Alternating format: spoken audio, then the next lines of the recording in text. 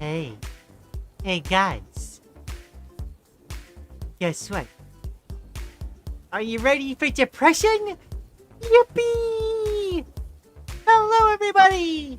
How's it going? I see a Maddie in chat, a Sarzard, Extreme, and Thomas Stamp Rock. And Manny. Oh my goodness! Hi, everybody! It is time for Depression Game! I hope everyone has been doing well. How have your days been going? We just got done getting all set up and good to go. Let me double check. Do I have it on the proper latency setting? I do. Okay, cool. Hey, Lian. Hi. I'm doing okay. I survived my workday. This is a moment of great success. Alright, let's see. It looks like what the Vivid Stasis game you've all been talking about looks like something I'd like too. Oh, if you enjoy rhythm games, if you enjoy queer games, like, almost certainly. And, like, if you enjoy cryptography, oh well, you'll be eating good. Your day's been fine? Heck yeah! Glad to hear that. Glad to hear that. You know, I really should spruce up this screen a little more. With at least some extra little things. Until such a time as I can actually, like, get, my proper weight screen put together. But, so it goes. Let's see. I was playing violin right before stream started. Song from this game, actually. Yo. We've been doing good. Arting went surprisingly well. That is amazing to hear, Maddie. I think you shared with us a work in progress, and it's looking pretty good. If Stasis is a rhythm game, it is. It is a 4-button rhythm game, similar-ish to like Step Mania. Obviously, it's presented slightly differently, but that's the gist of it. Let's see. I've been a couch potato personally because it's been too hot today to be productive, sadly. You know what? That's totally fair. If you need a day to just exist and do nothing else, you know, presuming all your, like, you know, needs are met, absolutely. Like, just exist. Couch potato. Like, that's completely valid. Like, we need rest, you know? And sometimes we need a lot of rest. That's just how it goes. Your screen seems okay. Then again, I'm no streamer and I don't usually watch them, so I wouldn't know. Oh, you mean like this hangout screen that I have here? I do really like it. I like the collage thing of all the different arts I've been doing. But I've been feeling like a change. I want to make something a little bit more... with a little bit more production to it, you know? I'm probably gonna make a specific art piece to be the weight screen. Again, I've described this a few times before. The hard part has been finding the time to actually like create the vision and put it into action. But the vision, right? The vision is that I draw a like grassy cliff kind of environment with a cosmic sky background that I could put my model on the edge of the cliff sitting. That I could swap the scene to, and then, you know, on that same screen have a couple slideshows or reels of like both my art and the community arts scrolling through. That's the vision. I vote for more gayness on the weight screen. That happens as a matter of course. That happens as a matter of course. I mean, I'm here. That means it's gonna like be the gay quotient's gonna be increasing at a constant or at a ever, you know, increasing rate.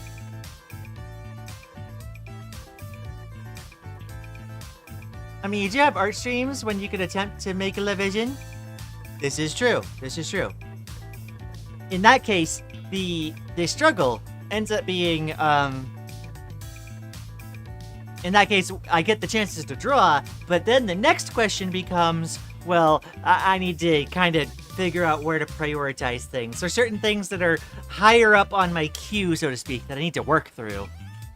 Like, I need to finish, like, right after I get done with the stream today, I'm going to be continuing to work on that one commission that I left last time on. And then I need to finish the Deltarune thumbnail, and then I also need to draw a model for Lily to hang out with me with, so that we can start streaming Subnautica and Deltarune with her hanging out with me.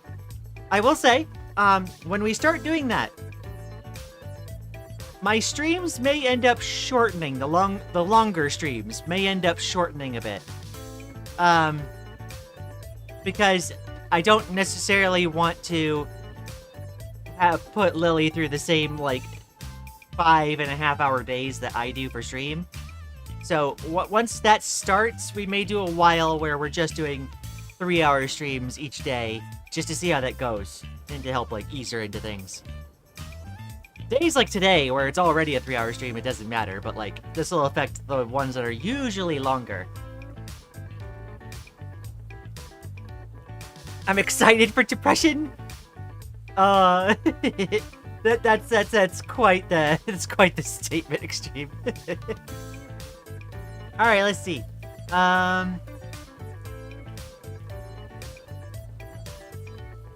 Butter is wrong as always. Aurora Borealis, but lesbian flag colors. Ooh, yes, that is a fantastic idea, actually, Maddie. I'm gonna have to write that one down, especially for Lily. Oh my gosh. No, I'm gonna have to do Aurora stuff. Whoa. Okay. World's first person to be excited for depression. There's a first for everything, okay? Oh my goodness, my first depressive episode! Yippee! Alright, without further ado, I do not want to risk, the stream going on too long and an additional Lian tax being levied to cause us to have to go to another stream. So we are gonna go ahead and get started. Let's get ready for the depression.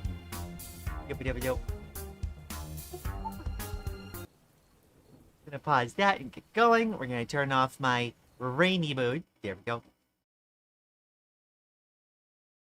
I've inspired the Lian mission accomplished. You absolutely did, Maddie. That was a really good idea.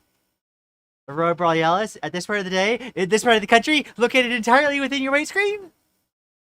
Yes. May I see it? Yes. Ah, yes, red space, my beloved. Thank you. Let's continue. The more I watch your streams, the more I realize I have a really hard time telling sounds apart. I hear Manny and Maddie exactly the same and can only tell the difference from context clues. Oh boy. Okay, so if I remember right, I don't think I have anything left that's pressing to do.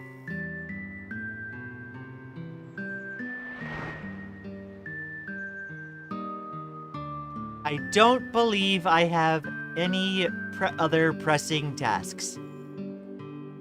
The only thing we could possibly waste time with is gambling.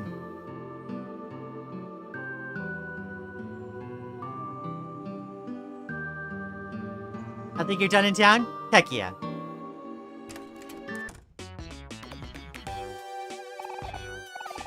Yay, gambling!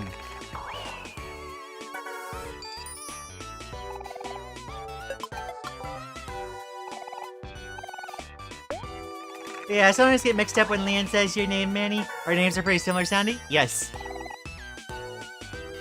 Purple head.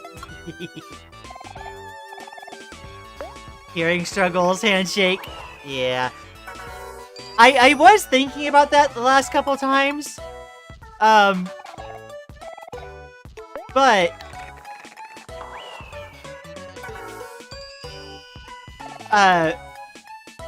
I didn't think to actually mention anything from it. People hearing Lian as Lane, to be honest. Think Lian as as a shorthand for Lian, which is a name that some girls have. Like Lee, Lee, and then Anne, Anne. It could be a truncation of that. Oh my goodness! Chimera keychain! I think Toby Fox made a song in the jukebox, and Washua is based off of Omakat's art. I think that's neat. Yo. Why is the red hand only 1 star?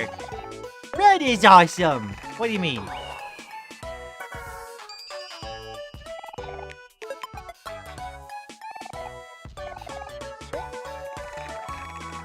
And no, Butter, that is not one of our pressing tasks.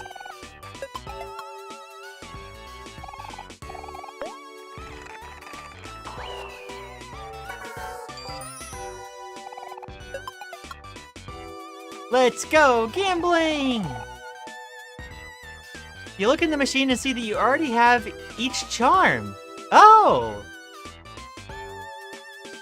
Neat, okay.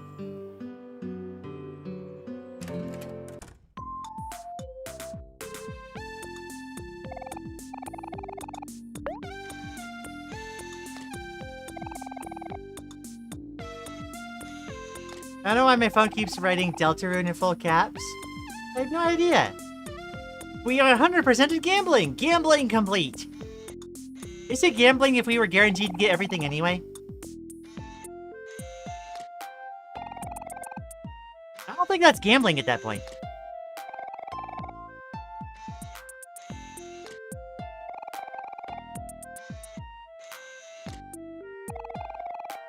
Gambling 100% speedrun. Let's see, let's try Celestial.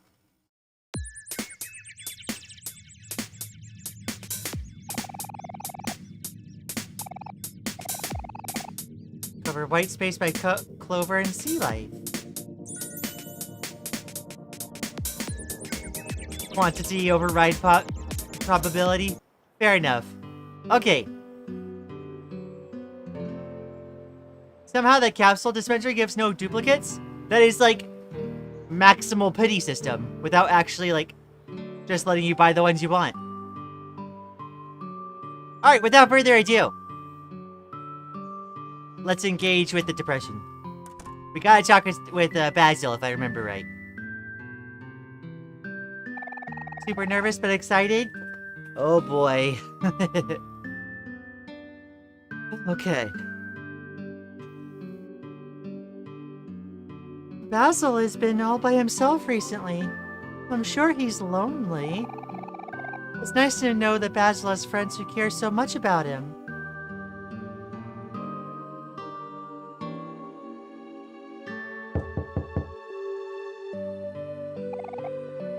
Hi, Basil. It's Hero.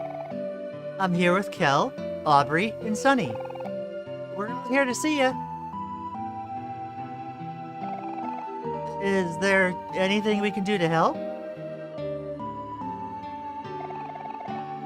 We just wanted to let you know that we're here. Let us know if you need anything. Okay?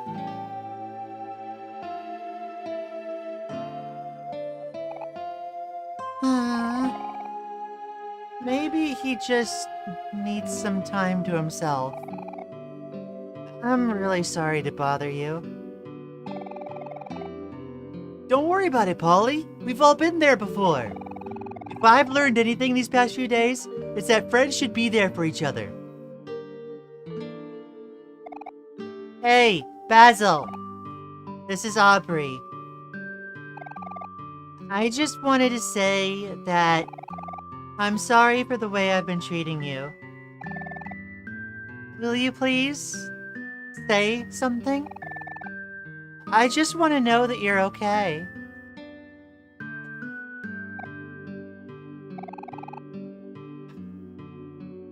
I think we should stay here for him. Yeah. Last time we all made the mistake of leaving each other when we needed each other most. This time, we'll stay together. Polly, do you think we can sleep here for the night? Oh. You're all so kind. Of course you can stay over. I think Basil would really appreciate that. I know it would mean a lot to him. Awesome! I called the couch! This is all happening so fast. Okay then. Since Kel wants the couch, everyone else can have a quilt. We have a lot of those. I'll go grab them now. Should make an extra save here. I was kind of thinking that. Thanks for the confirmation.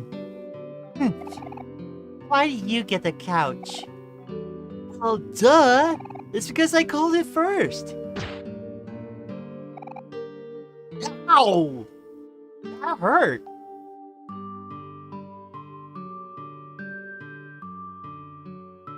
Oh, that was a janky follow.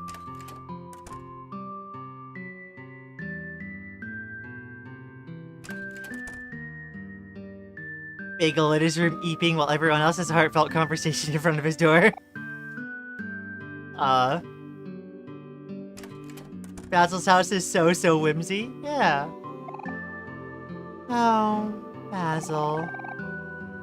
Why can't you see that everyone's here for you?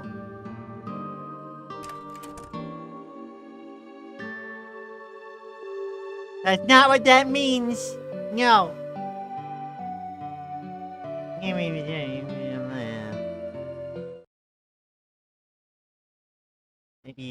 Maybe if I do this. Aubrey #1 Kel hater. Okay, save. There we go.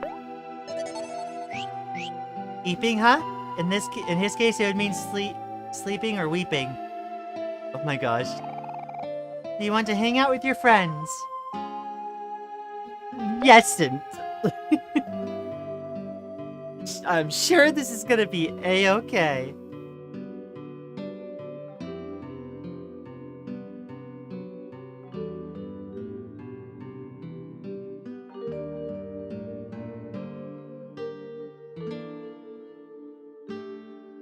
Now mentioning Basil crying himself to sleep. Oh my gosh. Hi there. Thanks for dropping by.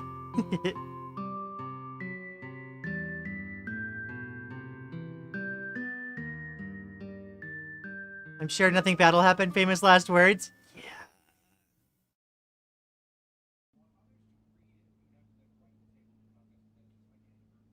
Aubrey ended up getting the couch.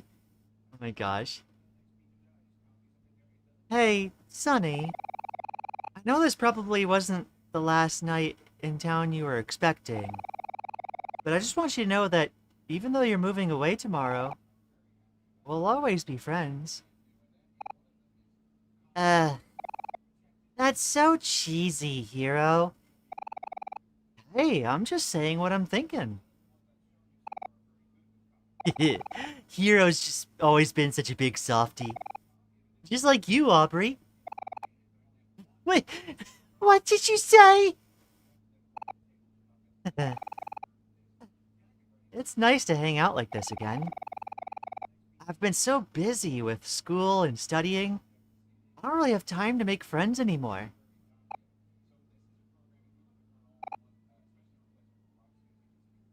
Well, you'll always have us, I guess. See? I was right! Look who's the softie now! But yeah, it's true. I know we'll always be there for each other. Just like I know that Mari's still here with us too. You know, I hope we'll be able to see Basil before you leave tomorrow, Sonny. It'd be nice to have a proper goodbye. Yeah.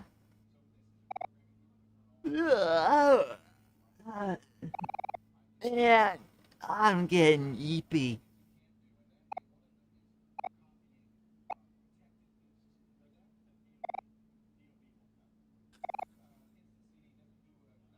What the?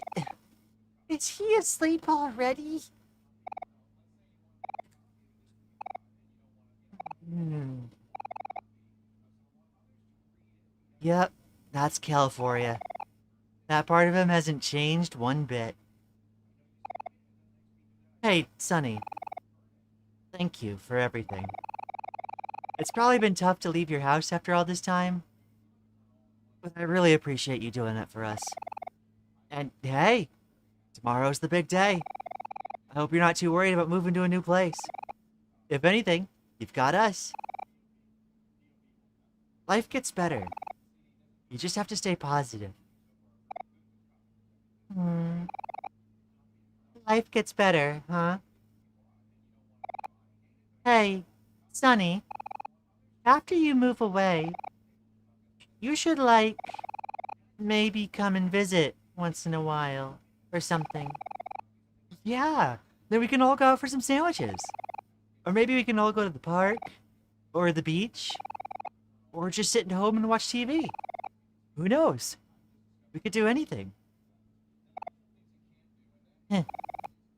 That sounds kinda nice. Do you think my new friends can come too? Of course they can, Aubrey. You don't have to ask. The more the merrier, after all. Come on, guys. Ugh. It's time to sleep already.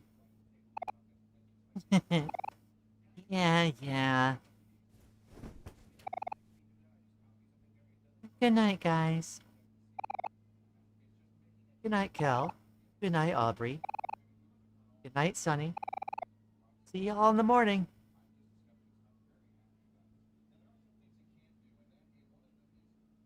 Heckin' Kel.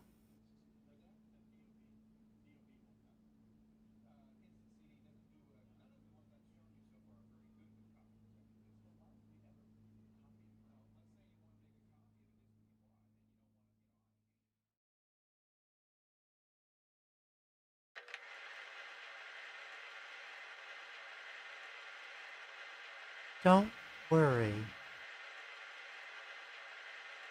Everything is going to be okay.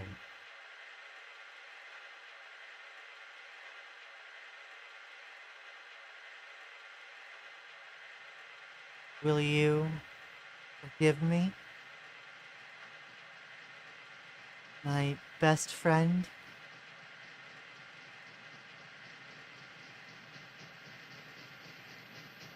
Uh-oh. Please?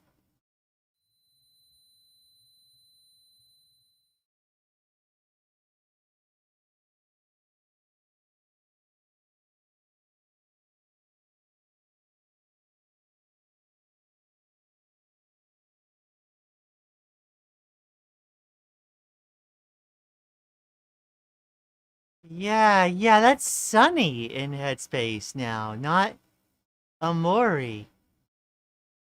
Okay. Alright. Well, this isn't something you should do IRL. Shouldn't Basil have like a window you could peek through to check on him? Yeah, no, like I'm not gonna lie. I'm worried Basil might have committed to something. Made some decisions. At least you sleep like a rock after a hard cry, or at least I do. It's rare nowadays. I mean, take what you can get, I guess. So I imagine it's probably true. Okay, let's see. Girls have no fear. Everything is well. Friends to enemies to friends. Ah, I'm gonna cry. Oh god, oh god, oh god. The anticipation. Wish I could fall asleep as fast as Kel. We can do anything. Jebel Delta Rune reference? I can do anything! Surely sleeping this easily can't be real. I have a friend like that. I'm low-key jealous. I mean, like, I suppose there's, folks that suffer from narcolepsy. Where they kind of don't have control over that. They could just, like, keel over in a moment. Let's see. There's a lot of RPGs about friendship, but something about this one is just special. You know, it deals with a lot of really, like, it feels like a lot of dark, like, personal matters. Definitely. My IRL friend said this sort of stuff to me so this scene makes me cry. Oh. Our blurbos are eeping. More headspace time. Everything is not okay. Someone save us. Please, Sunny, save us. Okay. Miss Laura for shouting yet again. Wonder where Omori is? Good question. Sunny expression that's not neutral? Yeah. Okay. Oh.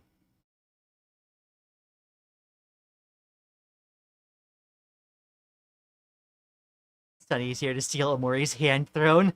Oh, yeah, I've been predicting what you're probably thinking, Lian, for the past 3 or 4 streams. Yeah, probably. Tissue box. A sketchbook. Has anything changed? Oh! Where did all the pictures go?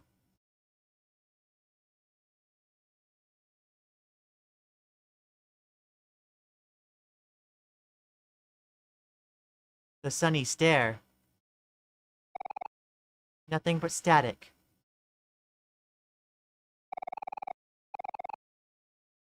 Destroy it.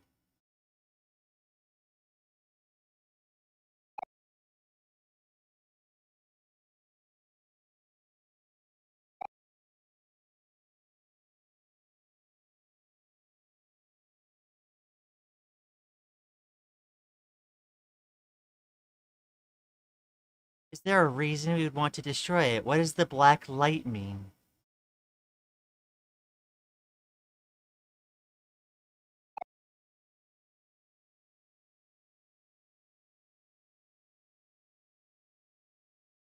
Hmm. Those two really ought to have a conversation.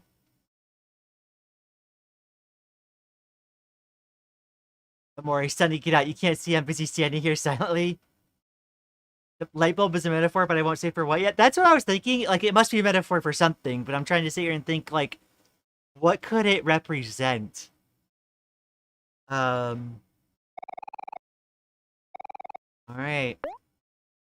There's gotta be a change.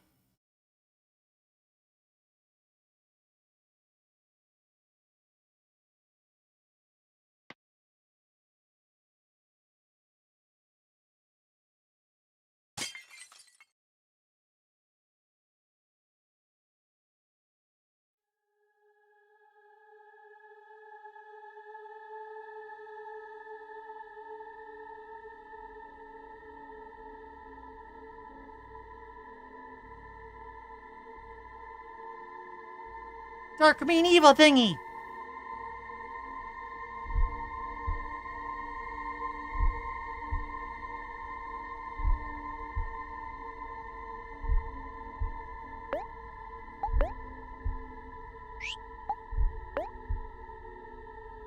Something.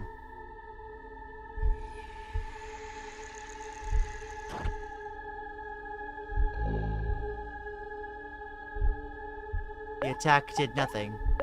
Okay.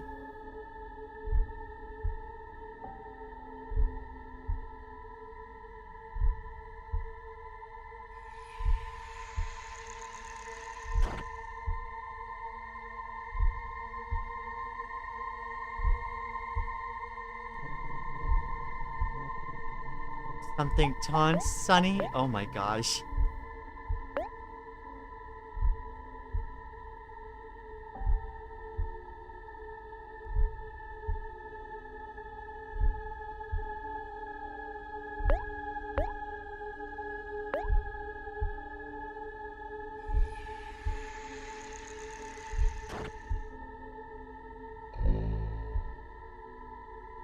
We're finally doing something to the something. We've got to process whatever this is. Been a while since we've seen you. How's work been treating you, Dark Mean Evil thingy?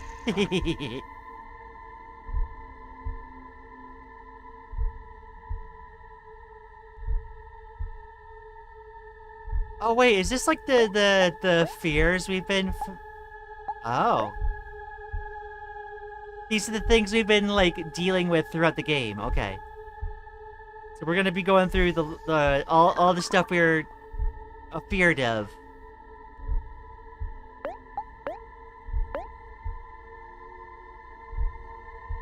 And then deal with the final thing.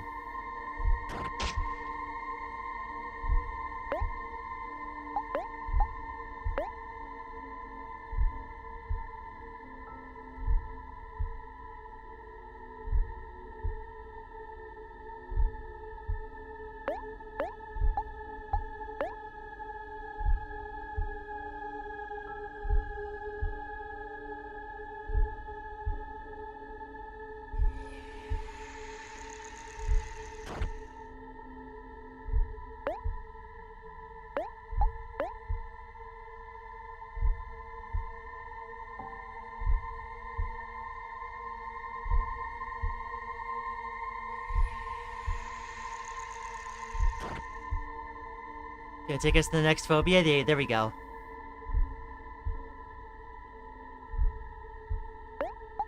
This is the water one.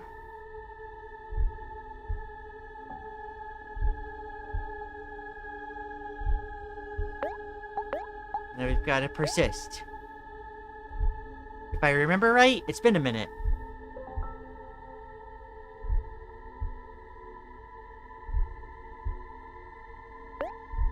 Oh. Oh dear.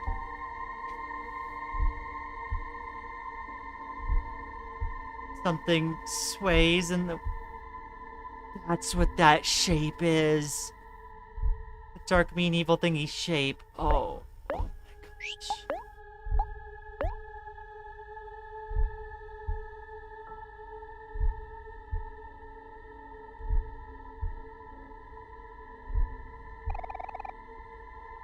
You feel like your life is in danger.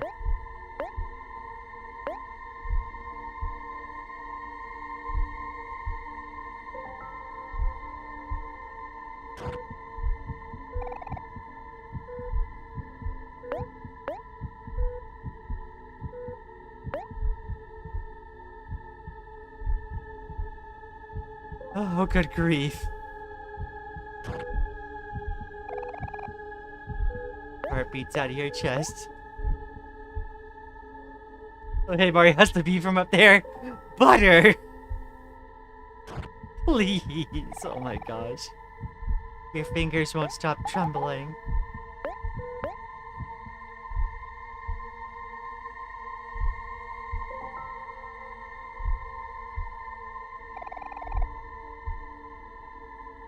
Now is a good time for the reminder. of the content warning up there.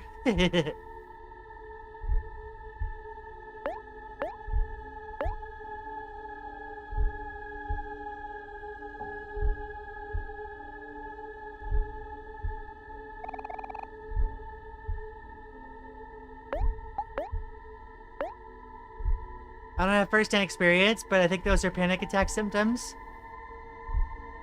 Yeah. As someone who has had that I could definitely attest, yeah. You gather all your courage and learn to overcome. Gather all your courage.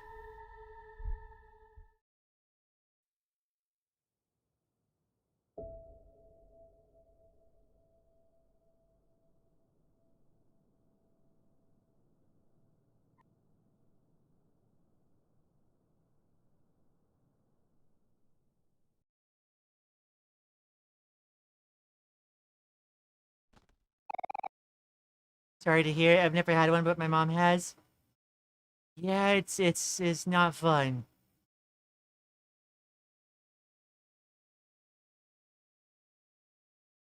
Surely it can only get better from here. Manny, please.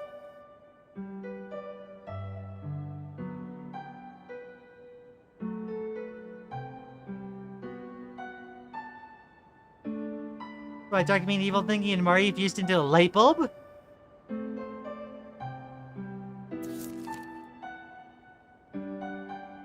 Oh. I imagine that's the branch.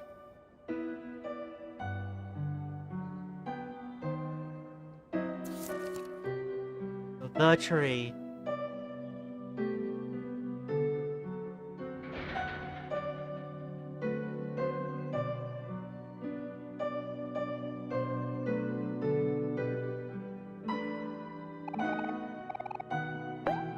It doesn't mention it being Mari's picnic basket.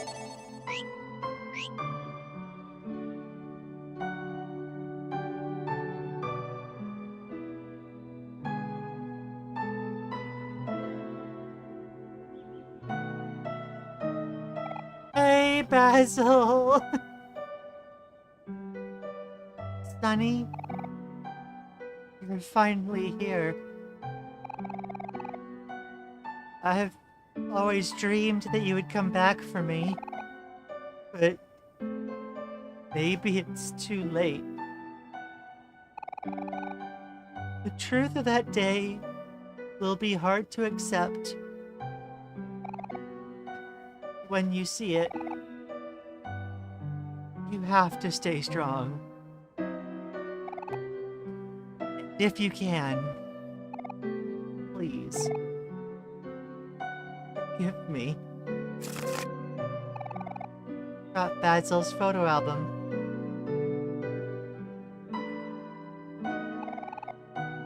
There's still hope for us. Because you're here. I believed in you, and you came back for me.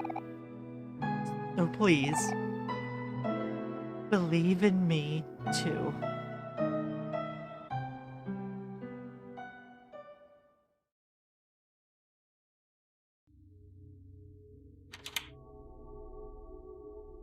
Did the door lock?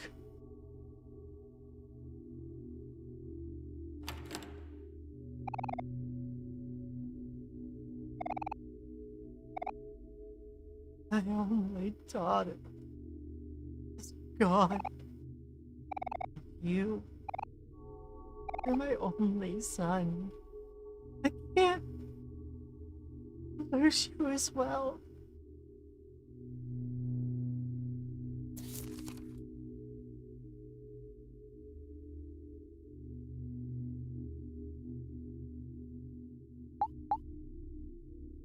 Oh?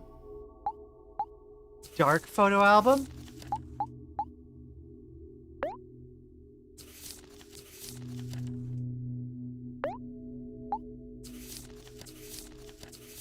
Oh dear.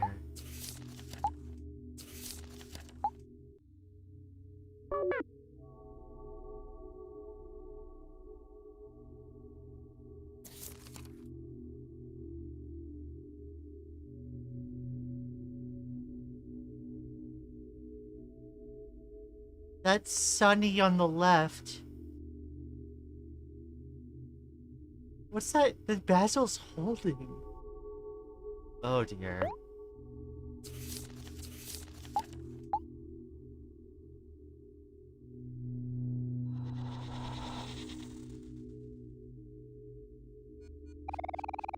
Eerie red glow radiates from the TV. You feel strangely drawn to it.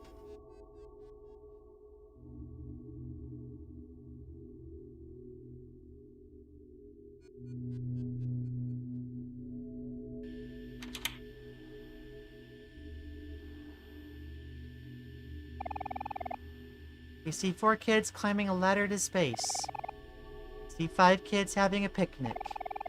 4 kids riding an elevator. 4 kids talking to a whale. 3 kids and 1 toast. 4 kids talking to a giant statue. 4 kids playing in the forest. 4 kids riding a minecart. This pic always confused me, to be honest. People are all breathing steadily.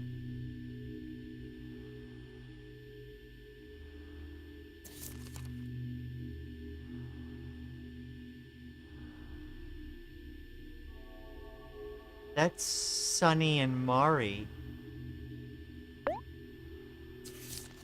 It looks like. What do you think about the game? It's a hard watch at times. It is interesting though. We're still trying to figure out what's going on.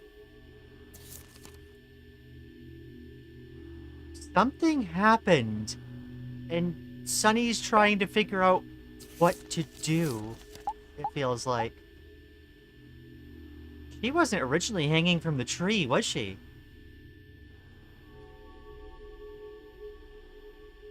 Oh no.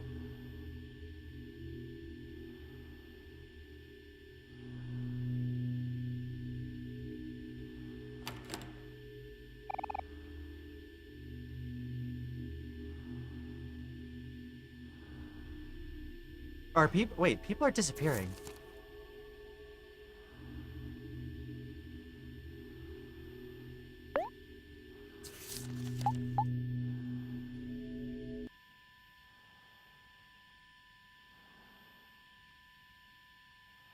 There was something there that I didn't quite catch.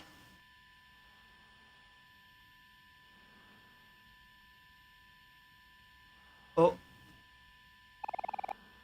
Person's not breathing.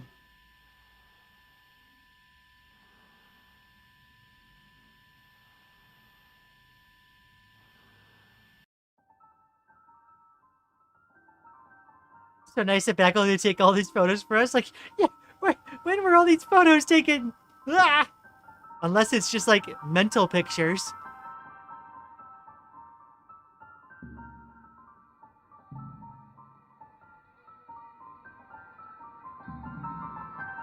Oh, photo.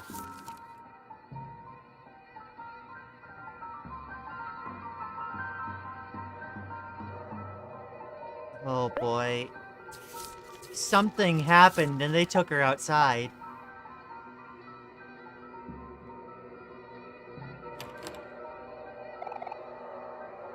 What happened to begin with then?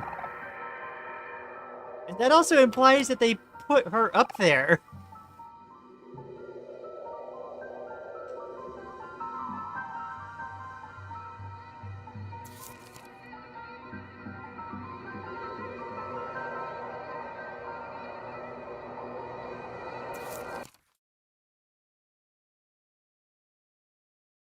Basil?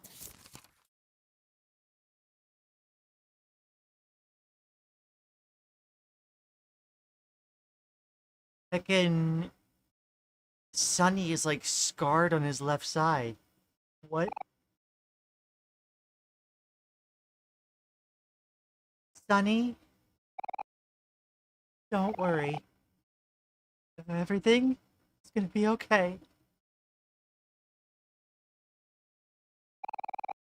This person is not breathing. Oh yeah, something's bleeding. Believe it or not, that's why this scene is hard for me to watch. Not any of the pictures, the heckin' red pixels. You know, it's just heckin' like 6 red pixels on the screen. That's all it is.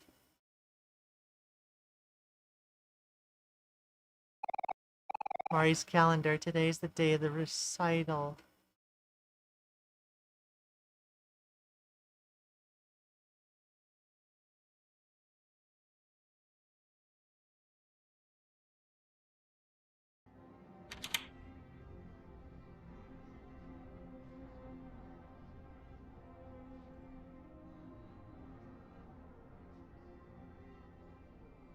At the toy chest. Something is preventing you from getting any closer. Oh. Oh. Oh, jeez. Okay.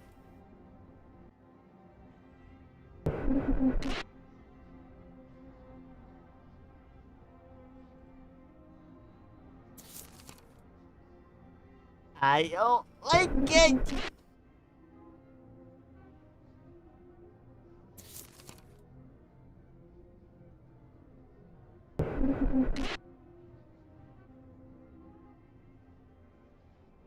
There was a ghosty.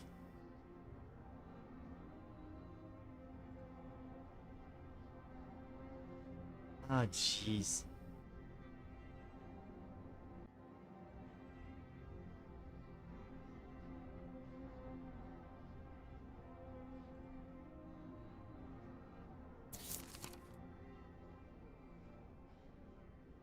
The violin.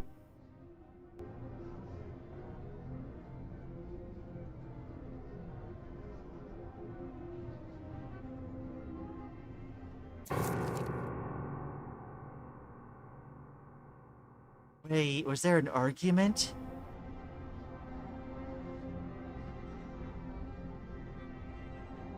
He wasn't as into the whole recital thing as she was.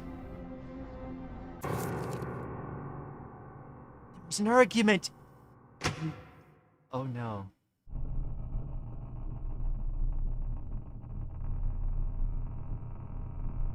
Uh...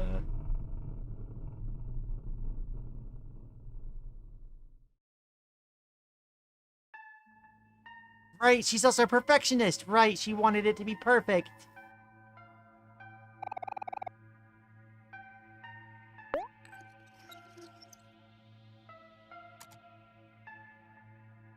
Oh. Oh, jeez.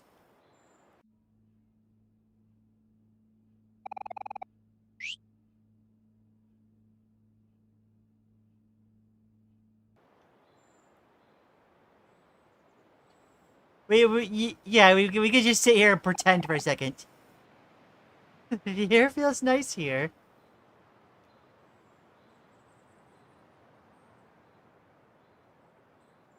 A beautiful day like any other. Yeah, yeah. You can hear some birds chirping outside.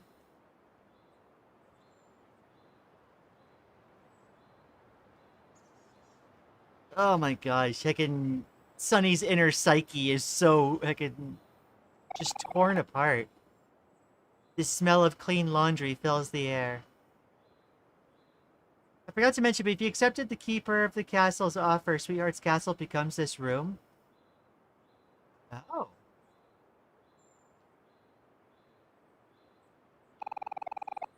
You can feel the warmth of the sun on your cheeks, even though you are indoors.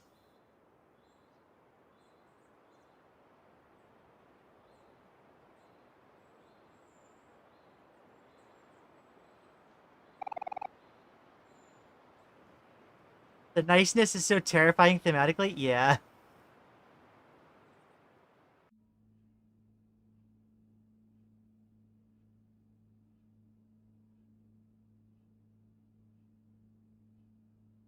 Oh my gosh.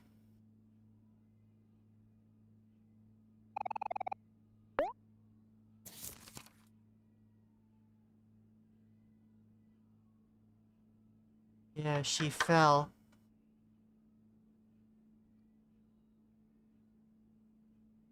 Oh, good grief. Ooh.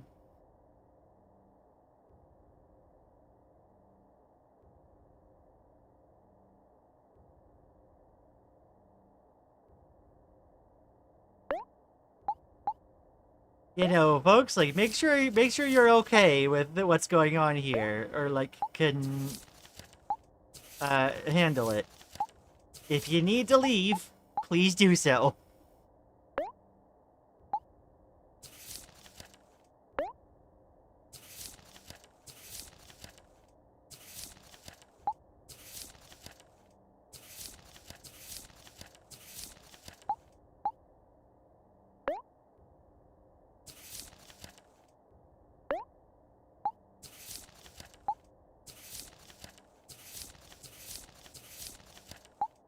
Wait, okay, so the violin crashed first.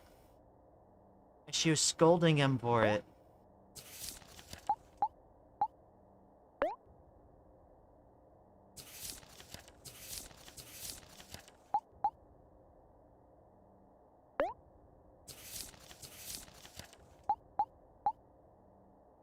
This is your comfort game? Yeah, sure, very comforting, I imagine.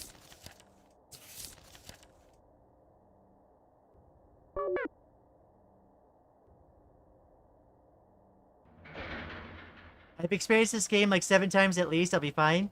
I'm actively perishing about it.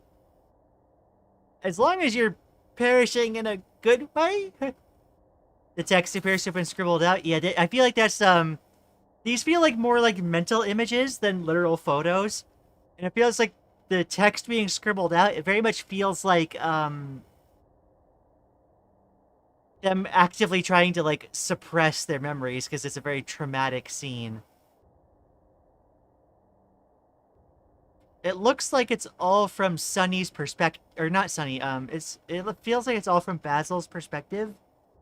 Basil was there. Um,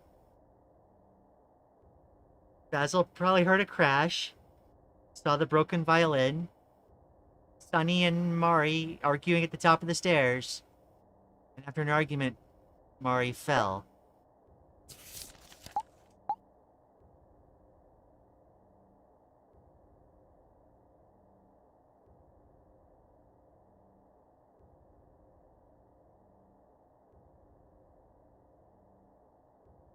They took her to her bed at first.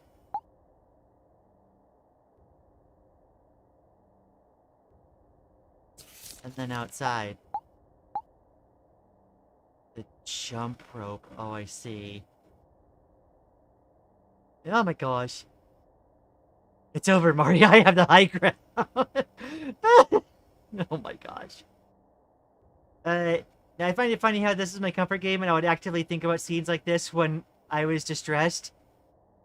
I mean, in some cases, like, that kind of catharsis can help, but, like, you have to be very, like, aware of what helps and what doesn't for you, I think. Let's see. I'm pretty sure there is actual dialogue for these pictures in the game files, which you can find in the wiki. Oh. Basil would not have taken the photo of Mari's hanging body as well. Yeah. Sonny was playing in third-person trust. It's the florist perspective, my favorite character. I'm sure every decision after this point is a very good idea. I mean, they're trying to figure out a way to cope. Yeah. But what that would mean, Sonny remembers it all from Basil's perspective? Generally, I wonder what y'all think, because I have no idea. It seems to be like a kind of shared trauma. It feels like it's metaphorically combining both Basil's and Sunny's experiences. Maybe I'm, like, mistaken on that, but... Basil was the one that put together photo albums. So maybe this is the way of delivering Sunny's perspective. Or not Sunny, Basil's perspective. Made with clear judgment and understanding of consequences. I mean, when you're that young, the only thing you really think about is not getting in trouble. Okay, I refuse to believe Sunny had the dexterity to put Mari up there. It would have been so difficult to do. I think it's a metaphor of how Sunny tries to detach himself from it. That could be true too. I don't think there's any explicit supernatural part of the game. Only part I'd call close to that is Mari at the pier. I mean, like, there's supernatural stuff in, like, headspace, but that's, like, a realm of imagination, right?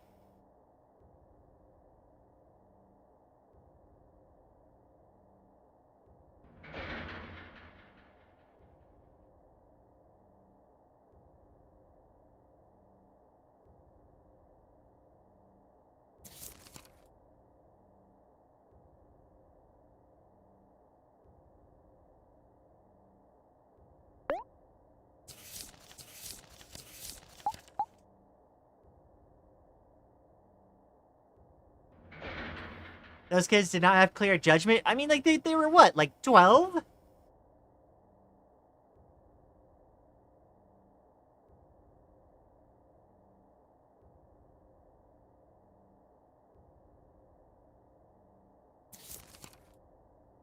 Oh, good grief.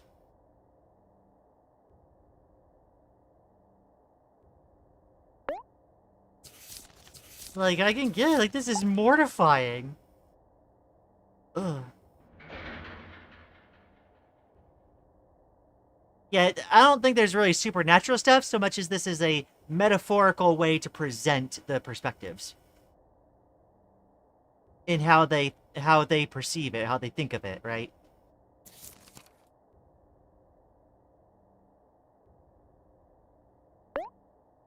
Oh man.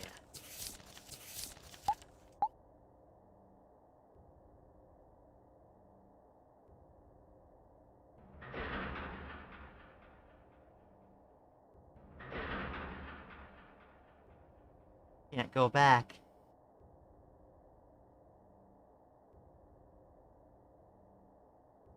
They locked something in the toy chest.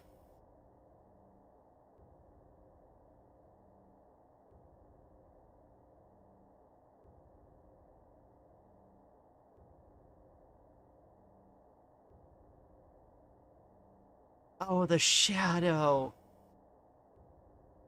Oh my gosh.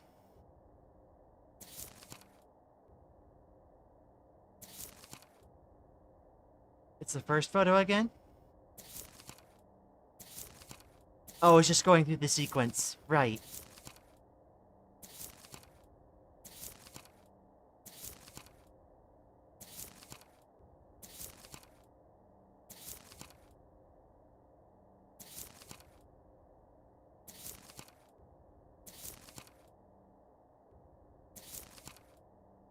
Heckin', it looks like Sunny, like, detached there.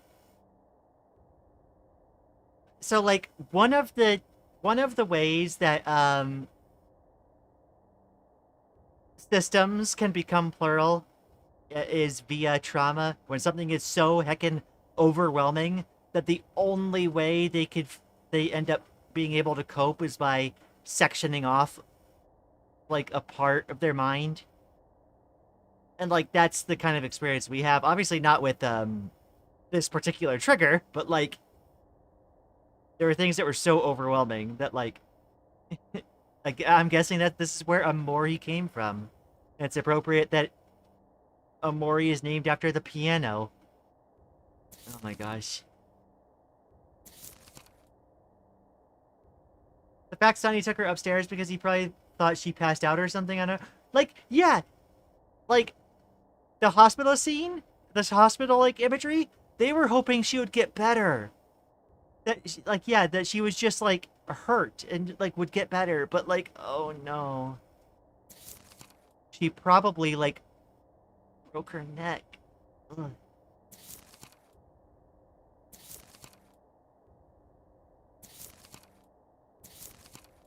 And this was the only way they could think of to cover it up. Oh.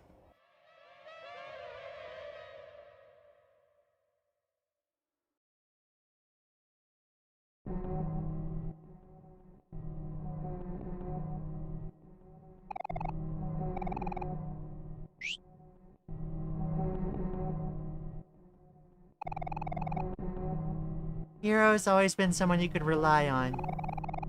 He is wise, capable, loving, and always puts others above himself. He's the kind of person that will always make himself available to you, even to a fault. You'll really miss him.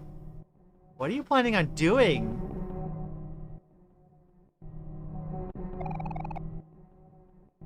Kel has always been there for you, and even though he's a bit careless at times, you know he has a good heart.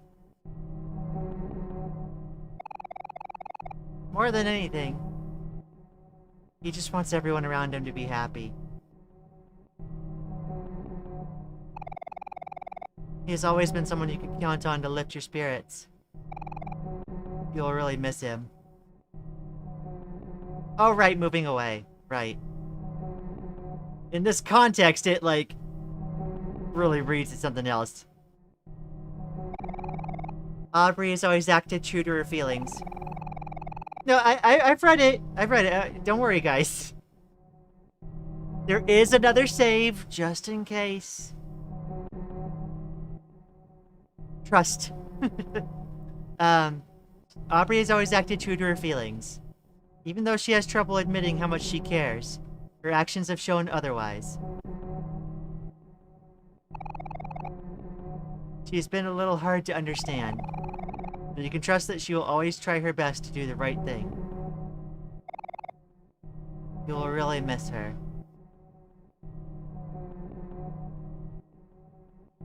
I was panicked, my bad. I understand. I understand. It's okay. It's okay.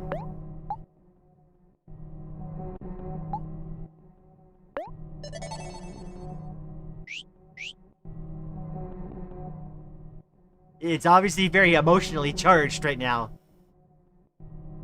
Oh my gosh.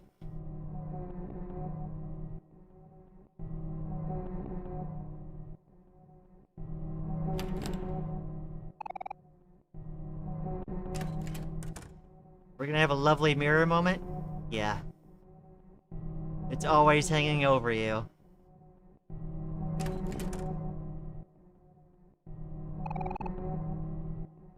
Yes, I want to save Basil.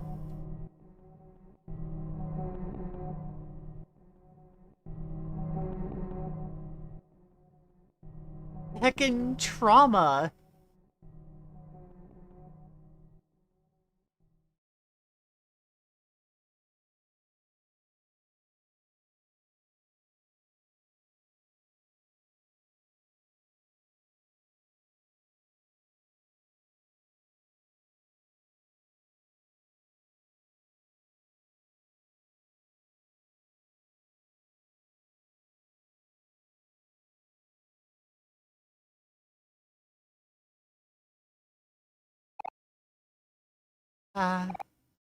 Sunny. It's just you. I'm glad you came. It's so good to see you. It came to you that day. The day Mari died.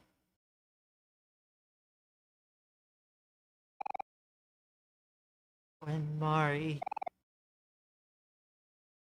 fell. You couldn't have done it. It was something behind you, wasn't it? You're a good person, Sunny. I know you're a good person. A good person wouldn't do something like that. After all this time, you've finally come back for me. But tomorrow, you're going away. How could you do that? That's mean, Sunny. That's so mean.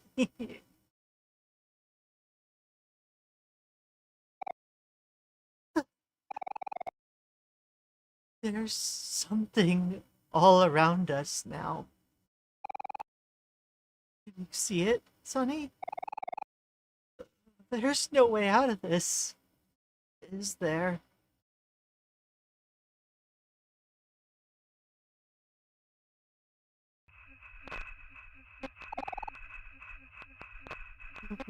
Where are you going?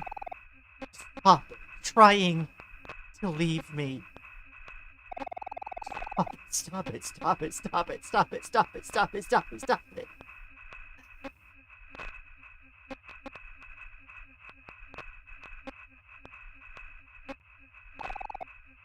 I don't want to be alone. Not again. You can't leave me again.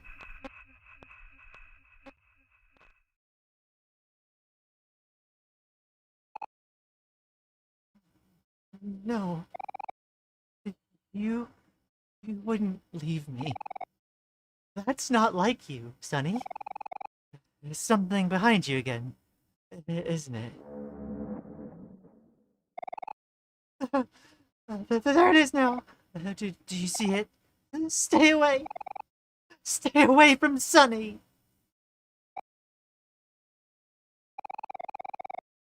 I'll protect you no matter what, Sonny. You can count on me. When something killed Mari, and something ruined all my photos, I didn't say anything. I didn't want people to think it was you, Sonny. Sonny wouldn't do something like that. Don't worry, Sonny. I'll save you again. Something behind you. I'll get rid of it, once and for all.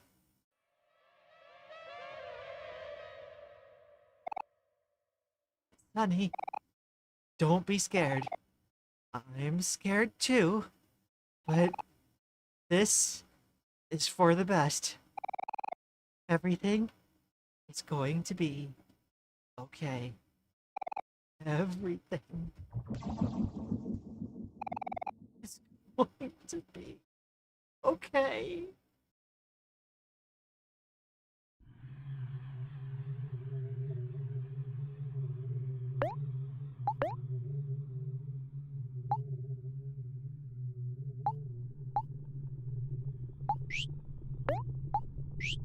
What's the target?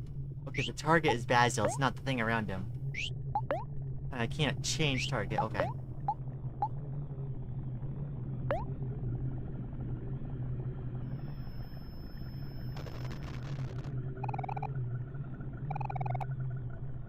Try to calm him down, but your lungs fought to breathe. Want to run.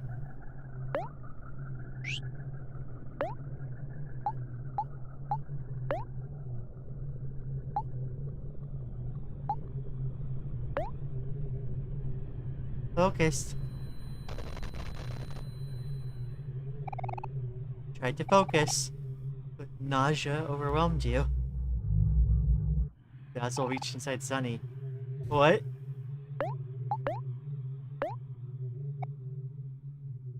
Sonny? There's no way out of this. Is there?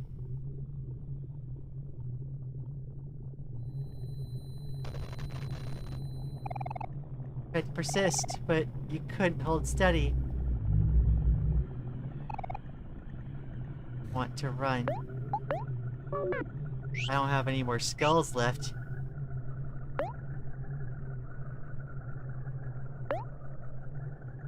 Oh boy.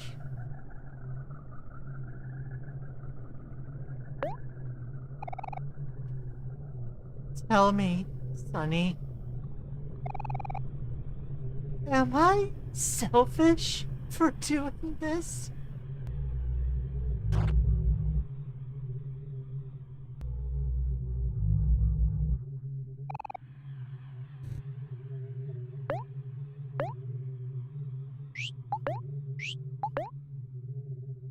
You know, it's better when the font changes. Heckin' font is the biggest, like, force out there. Oh my gosh. Honey. Do you hate me?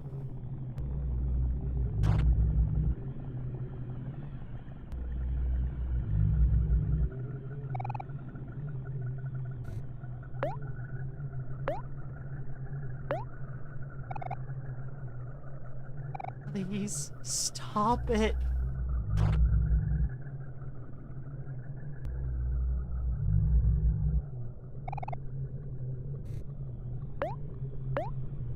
Yeah, no, what the dad said before, like, you're not my son, I feel like that implies animosity, and that implies, like, the dad reacted to it differently.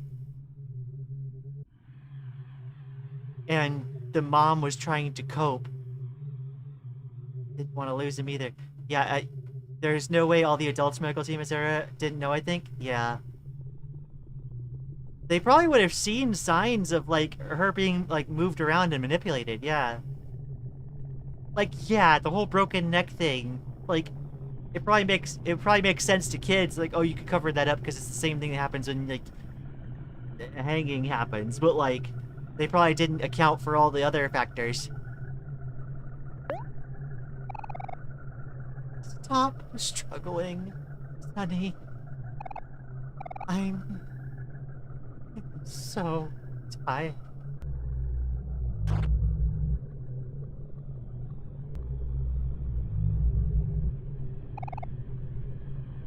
She did fall in a violin that ain't a hanging injury? True. Wait, Oh. I just saw the font in the cardiogram. Oh my gosh. Everything's gonna be okay.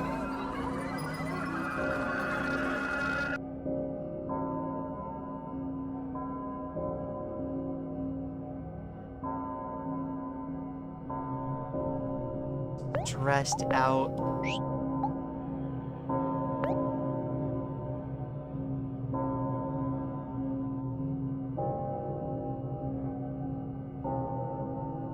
Yeah, they probably out of like wanting to help like Omori, probably like just let him keep that idea of like not being targeted as like the one to blame. And also, the heckin' dark and evil thingy on Basil is literally eating him up. Oh my gosh.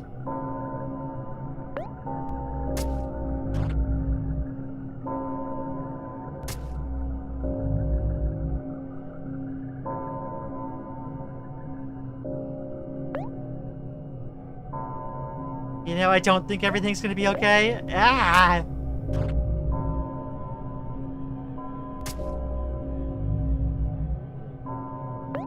It's been eating him for years? Yeah.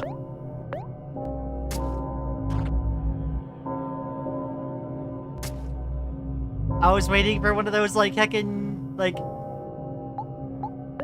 follow-up abilities to show up after filling out the gauge.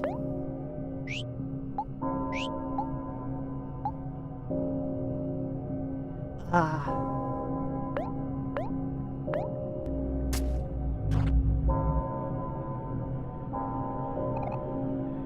Why? Why won't you stop?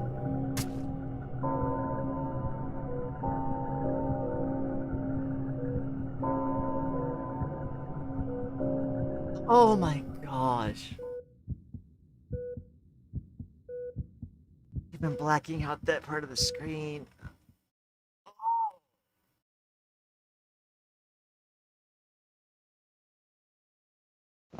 Oh.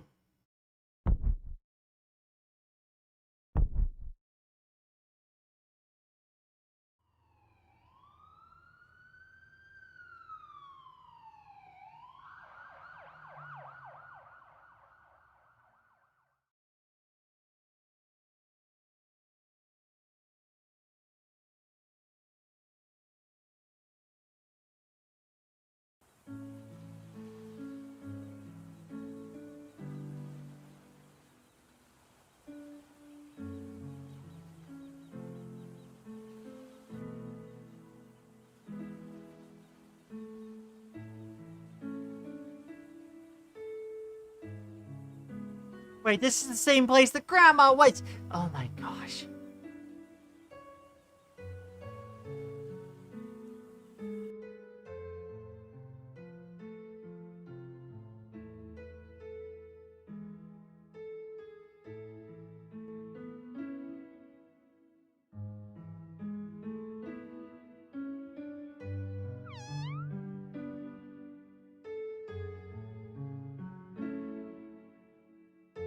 Even the nice parts are ominous now? Oh my gosh.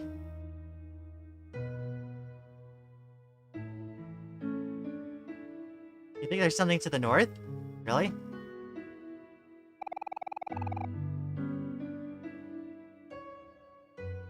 Your acknowledgement of the truth has come at a great cost, but it is not too late for redemption. Fortunately, you still know the way back home.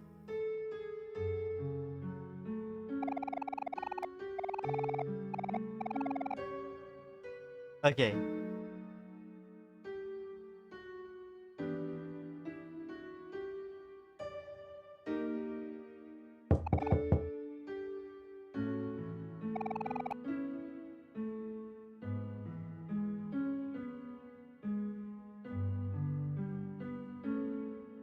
The same dialogue you would have heard if you went north? Right, yeah.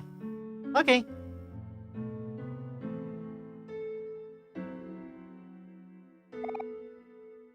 Hi, Sunny. You found your way back home. I don't know if I ever said this properly, but I'm sorry for causing you so much trouble. When I gave you my photo album, I really did want you to have it, but somehow, whenever I try to help, I always end up burdening you instead. Even back then,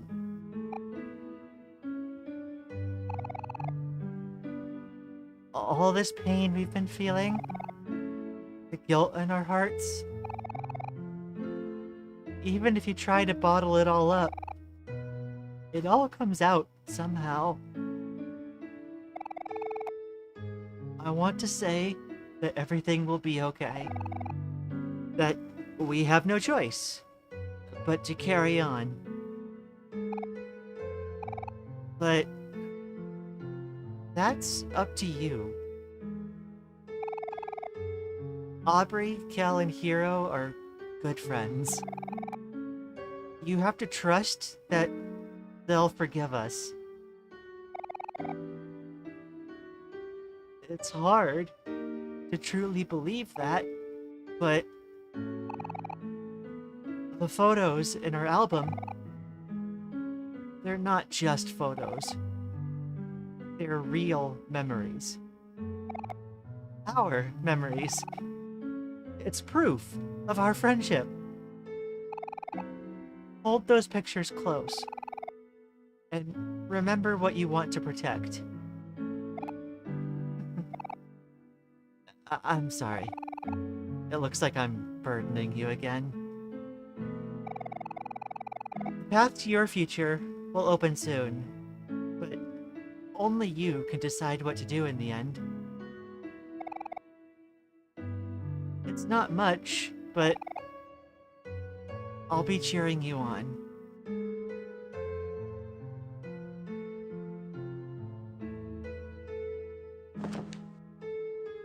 Aww. Sunny, let's make some new memories together, okay?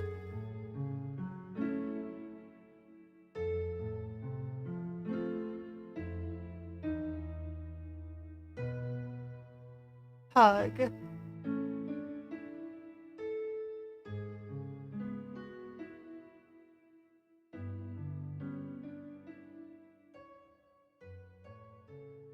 The toy box.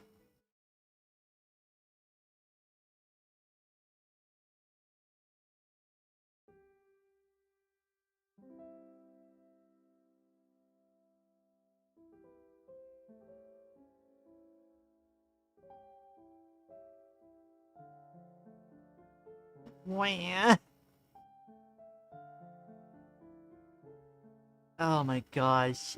Okay. And am in time for the best part. Glad you're here, Leica. Oh my gosh.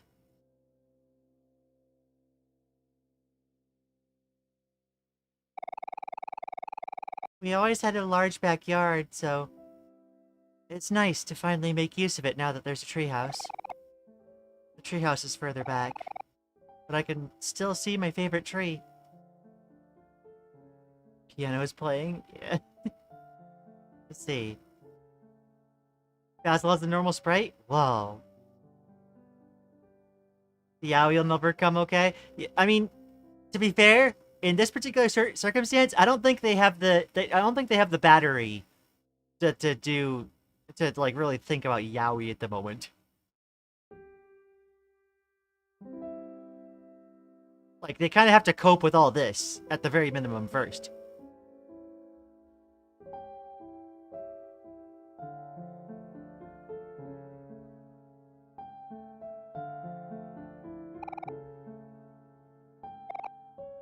Good kitty.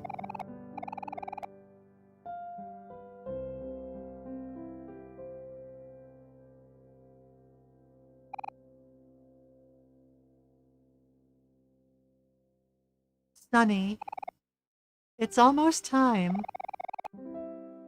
You've been through a lot these past few days. You must be tired. We all make mistakes. You've been running from this one for a long time now. It's tough to own up to them sometimes. But you'll forgive yourself, won't you? You can do this, Sunny.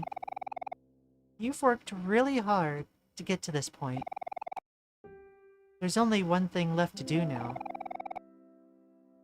Know that I'll always be watching over you. Okay? As long as you remember me, I'll be here.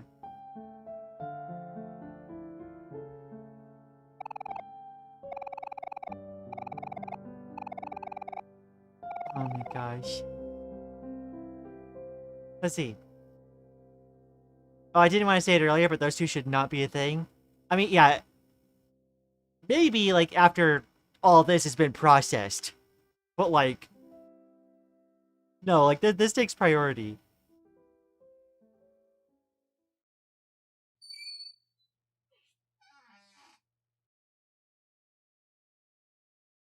Why did it darken? Jeez.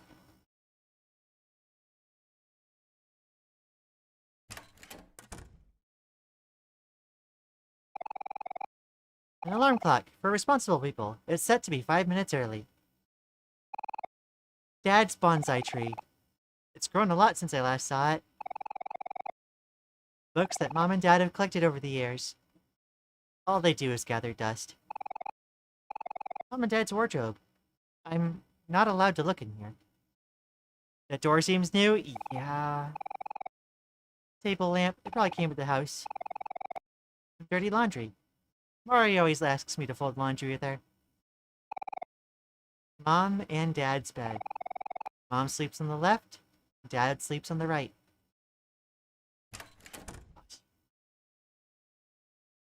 Let's see. Love me some unhinged sunflower? Where'd the sunflower come in? No dark mean evil thingy.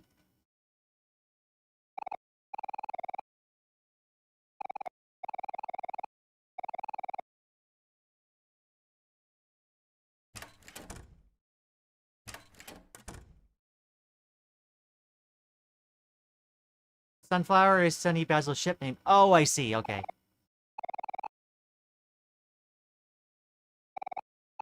Mari's bed. And mine too when I had nightmares. A very, very comfortable bed. It used to be Mari's, but she switched with me when she noticed I had trouble sleeping. A wardrobe meant for clothing, but these days it's mostly full of old toys and candy. A phone that Mom made me put in my room. Behind it is a detailed schedule. Mari always has everything planned out. Dad's old computer. He gave it to us when he bought himself a brand new laptop for work. Mine and Mari's old school books. Mari had been coming home late because of cram school. She must be tired. Basket's full of baby toys. Haven't gotten around to throwing them away yet. Oh my gosh. Okay. Let's see. It's the title screen song? Well, before Blackspace decided no screw you. Yeah.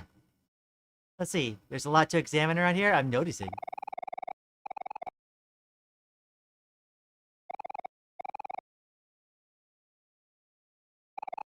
Grand piano. The word Omori is written across the center.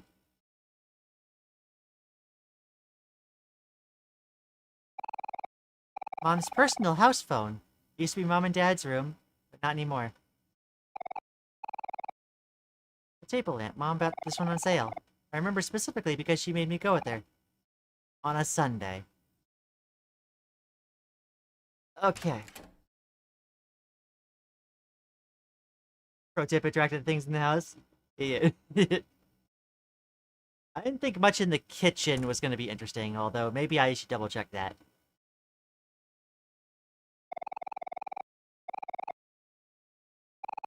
Some small toy cars. Kel must have forgotten to take them home again. The TV remote. Dad gets really mad when it goes missing. Even if it's usually stuck in the couch. A nice big TV. Watching Saturday morning cartoons here was the best. A shoe rack. Mom's shoes are a mess as usual. A coat rack. This is Dad's hat, but I've never seen him wear it. Family photos. I see some of my relatives more in pictures than in real life. A bunch of tacky ornaments. Mom likes buying these so much. She even asks Dad to build shelves so she can buy more. An old toaster. Mom says that it's even older than me. A refrigerator. Open it. Clean. Leftovers again. Dang. They were so happy they did. Yeah. Aw. A cutting board. Mari accidentally cut her finger here. It's the first time I saw her cry. The stove. Mari begs Hiro to cook for her often. But since he makes too much, he ends up cooking for everyone. Washing dishes is the worst. Microwave. I've enjoyed many good meals with this. Lian tax really come into play? I mean, it's the content you signed up for. The kitchen counter. Mari and Hiro like to do their homework together here.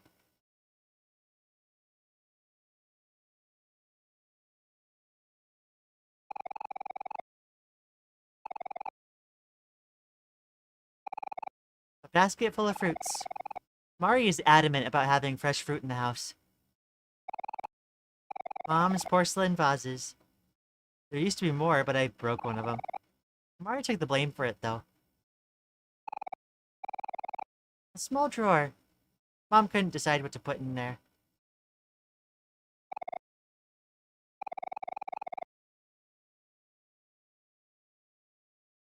The personality of the text? Yeah. Alright, let's see. Did I miss any chats?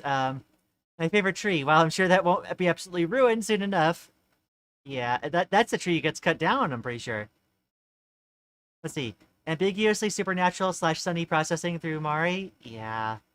Like, I have some experience with this too.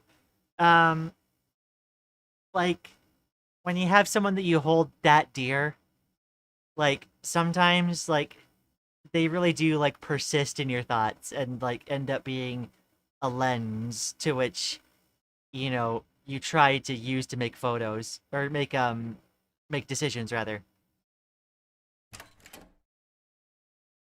Family photo, yeah. I'm not sure what's happening with the chat. I'm seeing it's disconnecting and reconnecting.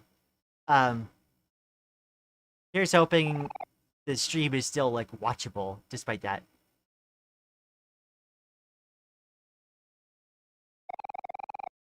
Cardboard boxes scattered across the floor. Alright, let's see. There's also Sunburn and Suntan and a bunch of others. Aubrey and Basil Ship name is my fave. Photobomb.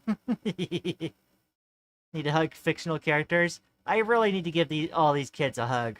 Oh my gosh. Let's see. The family photo? Yeah, we saw that a bit ago.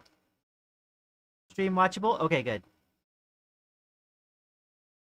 Yeah, it looks like the chat is having a moment, but thankfully it seems like the stream is doing okay, at least. Alright. Gotta unlock the toy box.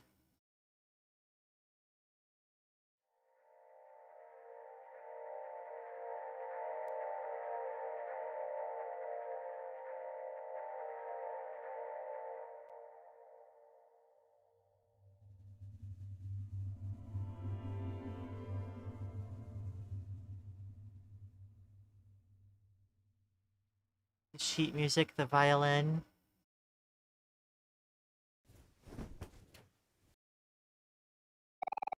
Hey guys, welcome to my unboxing video. Got a violin. Strands of long black hair are entangled with its strings. You got sheet music. The paper is torn and wrinkled by blood, but it can still be read.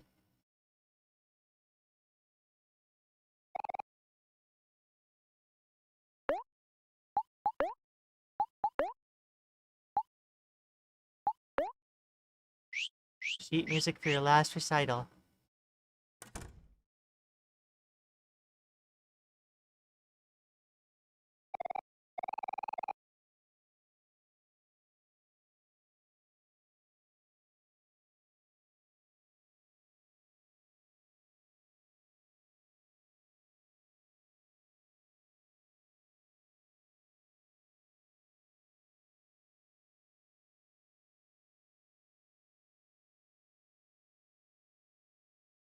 Oh boy.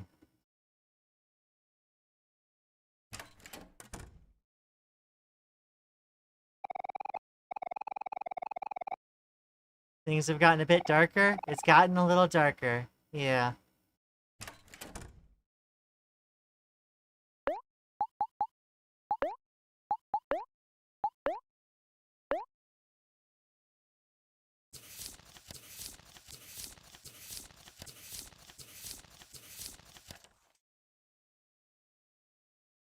In today's box, the horrors.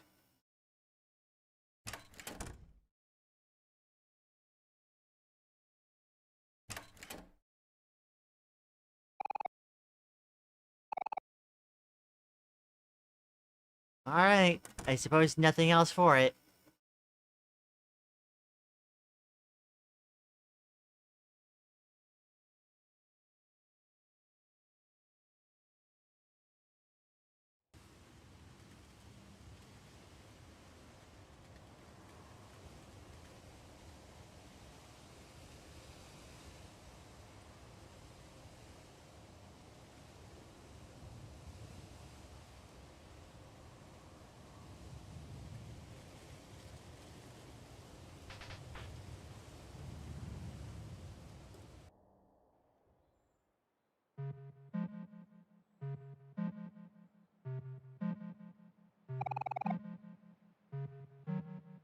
Yes! Just got what I needed. Uh-oh. My hand doesn't look so good. You can't just tell people that, Cal. You have to keep a good poker face. God! When did you get behind me, Mari? I just got here, silly. Here, I brought cookies for everyone. Oh my gosh. And Basil's setting up the photo. Basil, are you taking a photo? Oh, yeah. Aw, man. Don't take a photo when I'm struggling like this. Oh, don't be so dramatic, Kel. It's just a card game. Huh? Another photo? That was so funny anyway. Is there something you're not telling us, Basil? Don't worry about it. You'll find out soon enough.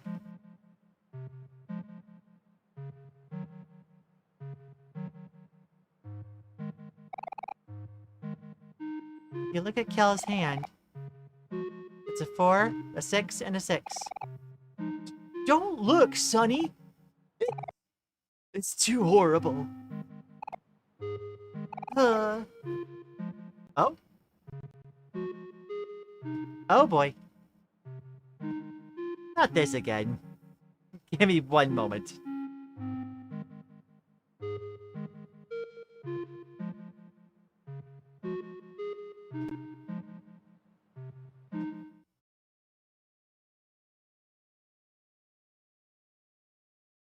A heckin' Bluetooth adapter, I swear.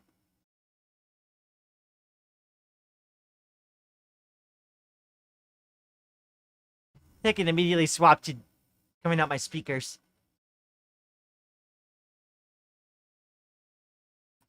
Let's see. I don't know if I'm misremembering it or thinking about something else, but I remember the description of the violin having Mari's hair still stuck in it, and it's making me sad if I might have made it up. You know, it said that um, when we obtained the violin.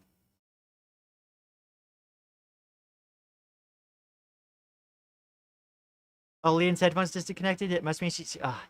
You really want to weaponize literally anything, anything and everything. My gosh, things seem a bit too normal. Also, Mari's here. I mean, I think it's just a positive memory that's coming up.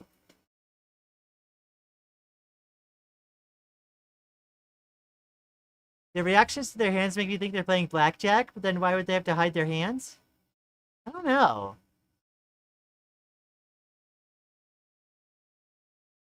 I must have zoned out for a second, didn't realize it happened. Yeah. That's okay, though.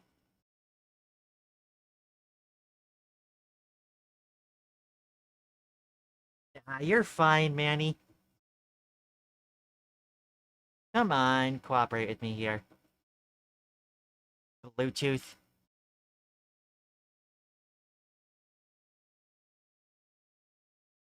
None of these kids would be good at card game rules. Probably not, no.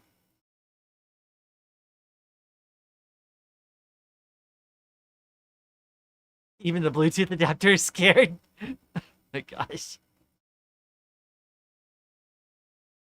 I started hearing the game coming out my speakers, and I'm like, oh my gosh.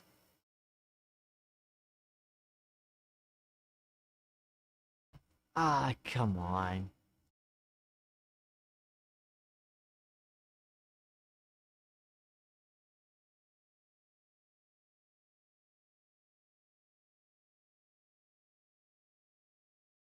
Did your headphones die a tragic death? No, it's the Bluetooth adapter. I know my headphones are fine.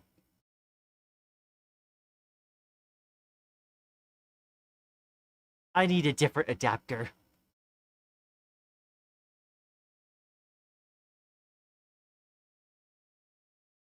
The one I have is kinda beamed.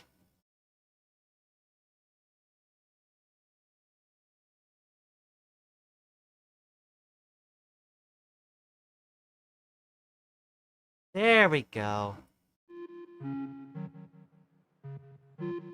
Heckin' technical difficulties, I swear. I'm gonna lose, aren't I? You look at your hand. It's an ace and an ace. Tough luck as usual. Nah, don't worry, babe. I'll figure out something. Who knows?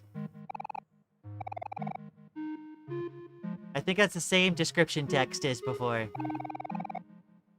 Kel's shoes that you forgot to take home last week. Aubrey stuffed toy, Mr. Plant Egg. A bunch of toys scattered across the floor. The possibilities are endless.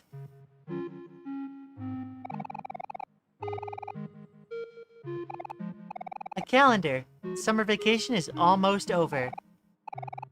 An old toaster. It does not make toast. A stuffed toy of a girl with pink hair. An old TV. Cal brought it up here, but was pretty bummed when he found out he couldn't use it.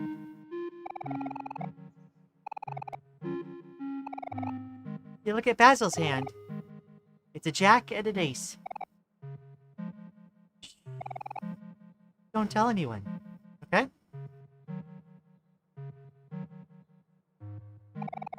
You look at Aubrey's hand. It's a 2, a 5, and a 10. What do you think, Sunny? What should I do? Decisions, decisions. Mari's cookies are the best, huh, Sunny? Oh, Hero, don't be so humble.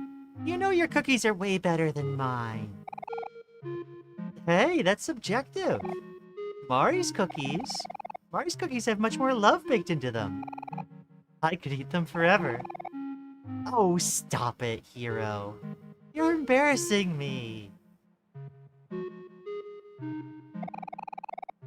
It's so nice to spend our last days of summer here. We should do this every year. Here, have a cookie. You got Mari's cookie. It was perfectly crisp on the outside and sweet and gooey on the inside.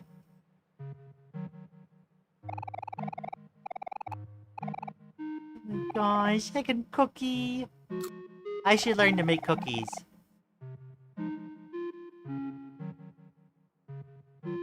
Bittersweet, yeah.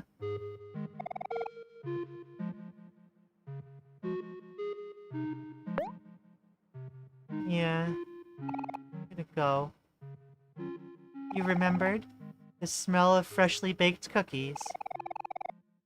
It smelled better knowing that Mari made it from scratch. The violin mended a part of itself.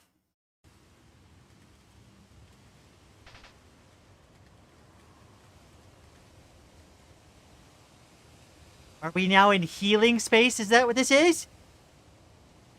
More evidence for deep fire theory? Oh my gosh.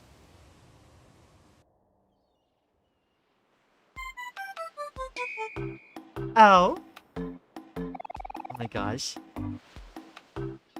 And there! The watermelon's all cut up! Come on everyone, take a slice! Yay! Thank you, Hero! Look at you, such a big, strong man. Oh, not now, Omori. Woo! Nothing beats a nice, juicy watermelon on a hot summer day. Munch, munch, munch, munch, munch, munch, munch. Munch, munch, munch, munch, munch. Hey! Don't take pictures of me while I'm eating, Basil. I'm sorry, Aubrey. I just thought you looked cute. I'll show you when it's ready. Well... Okay. Fine. I trust you, Basil.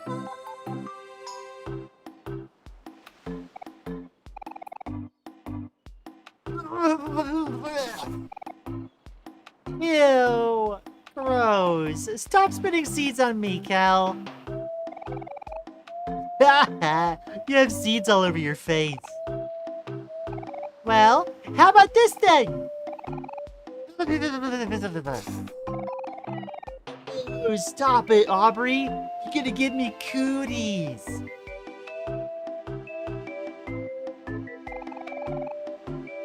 Hey, Sunny. Did you want to see the photo of Aubrey?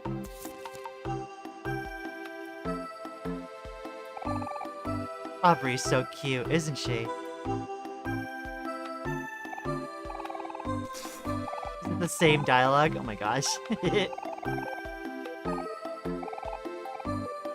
I can't really go back to the beach because I burned like a vampire in the sun. So I usually dug a hole so I can hide in it for the shade. Good times. I only went to the beach a few times. And like every time I was there, it wasn't really about being at the beach that was like the thing that was nice. It was being with my dad at the time. Guys, come on! We're at the beach! We're supposed to be relaxing. Let them play, Hero. They're just teasing each other. Remember how we were when we were younger? I used to hide bugs in your desk all the time just to see your reaction. You were always so funny. Wait! That was you? Oh! Whoops. Am I in trouble now, Hero? An ordinary sandcastle.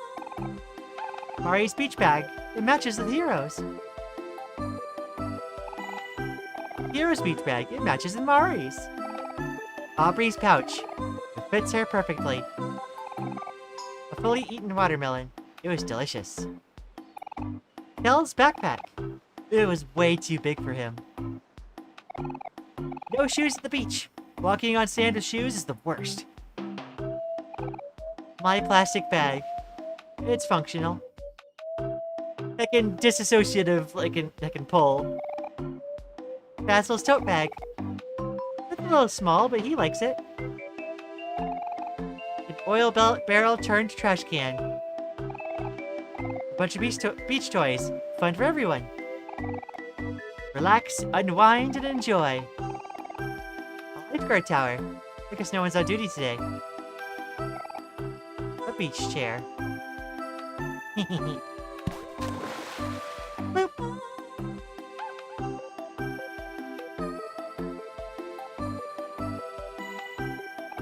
Mari's picnic basket. That's probably fine for the moment.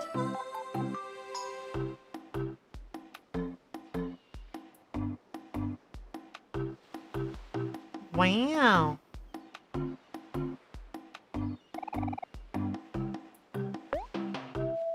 Mari can torment Hero a little as a treat. You remember the taste of watermelon? It tasted more delicious when you ate it with everyone in the hot summer.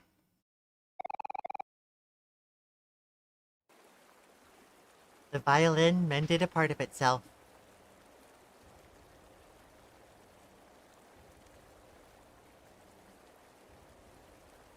Am I slowing down? Oh, there we go.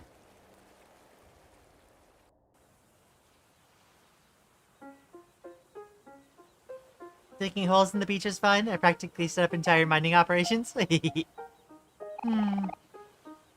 like everyone fell asleep. I guess it's just us three now. Everyone must be feeling sleepy after such a big meal. Thank you for cooking for all of us, Hero. Aw, it was nothing. I'm just practicing a little. Glad you all liked it. One day, you're gonna be a world-famous chef, and you're gonna cook me lots of yummy food. Huh? Wait, I am? Of course you are! I believe in you, Hero. Well, if you say so. I'm glad you're using your camera more now, Basil. You seem to be enjoying your new hobby. Yeah, I guess it's pretty fun once you get the hang of it. Well, wait a sec. There's something strange in this photo.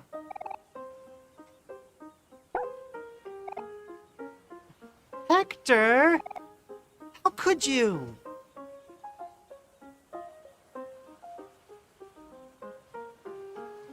Hector was heckin' tiny!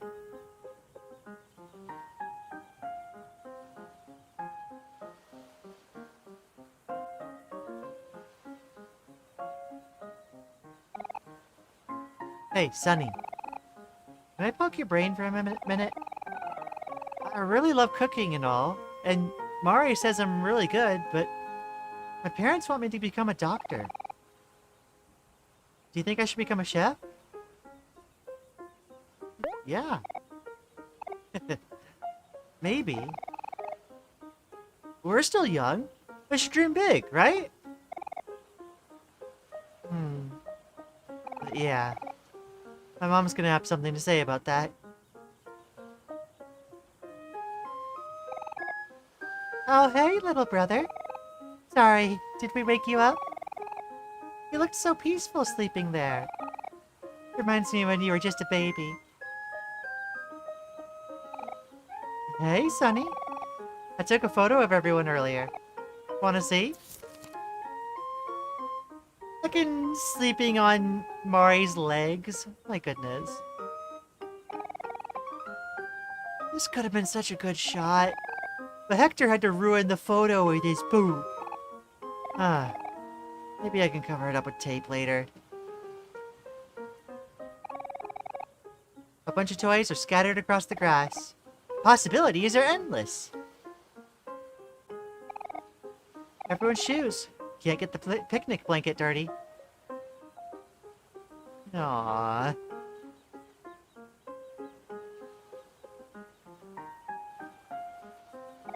Mari's cookies.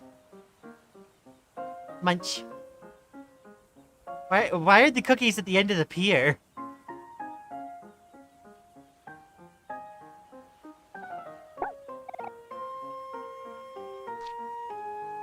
Oh my gosh, I was expecting to be able to examine it. Gosh. Well. The amount of towels I lost back then due to all the pitfalls I forgot the locations of is pretty strange. My mom always used to wonder where all her towels went. And he goes to medical school because of Mori's death. Oh, right. You remember the feeling of sleeping in Mori's lap. It felt more comfortable because you knew that no matter what, Mori would always keep you safe. Violin mended a part of itself. Basil getting mad at Hector because there's poop on his photo still gets me. Like, it's such a strange thing to be annoyed about. I mean, it was the thing that Basil was, like, working on. I liked his photos. Mario weaponizing Sunny's fear of drowning to keep him away from the cookies. Oh, I see. Fair enough, I suppose. Oh my gosh, just in ones and zeros. Hi. Hi, ones and zeros. Glad to see you.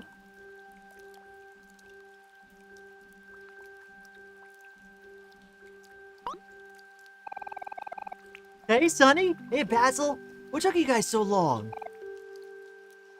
Sorry. We got carried away playing this new game where you fight each other with these things called pet rocks. Basil! Basil! Take a picture of my new raincoat! Oh, okay. One sec.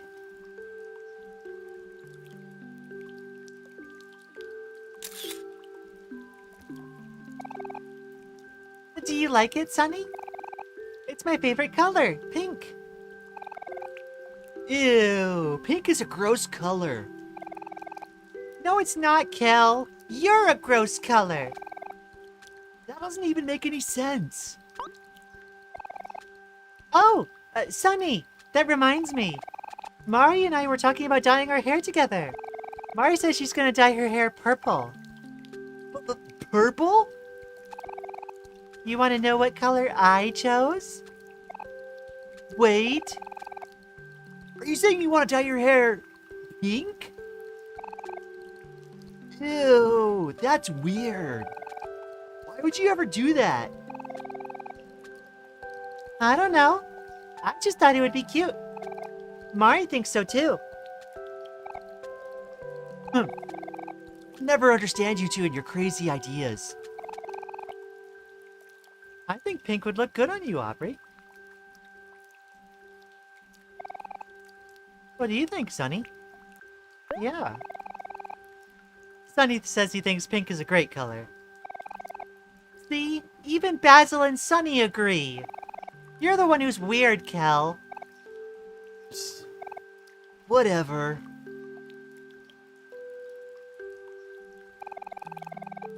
You said you and Basil were playing that new Pet Rocks game? Maybe I should get into it too. Oh, hey, I know. Why don't we go to Hobbies to check if they have any new stuff? Yay! That settles it. One day I'm going to dye my hair pink. But maybe not anytime soon. My dad is kind of strict about these things. The same dad who becomes a slob later? What the heck? What is it, Sunny? Did you want to see this photo?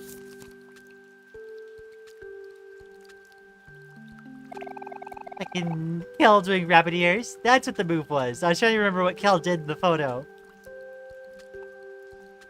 You always ask to look at my photo whenever I take any pictures of Aubrey. Do I maybe sense a little crush? You feel your ears turning red? Don't worry. I won't say anything. My lips are sealed.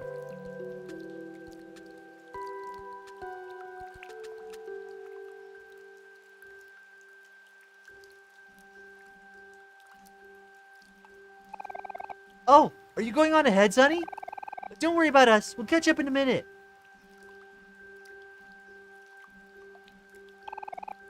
A strange plastic flamingo. It seems to enjoy the rain.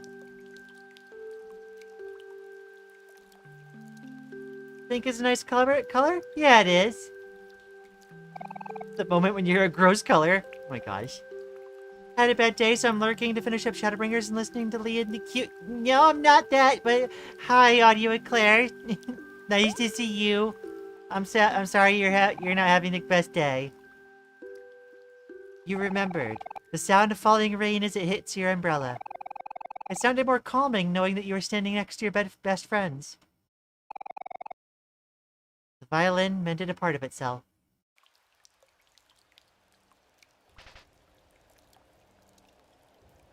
Let's see. Stopping the whole time continuously. Oh yeah. Sunny's so quiet, Basil has to speak for him? Yeah. Did Basil translate Sunny speak / body language for everyone? I can't watch my screen from where I am and forgot. Yeah, no, Sunny's the translator. Or no, Basil's the translator, rather. No, Aubrey's mom is the slob. The dad left. Oh, I thought it was the dad that was still there. Okay. I didn't see it too well. Let's see. Basil, you like keeping secrets too much? It's a bit too practiced on that, yeah.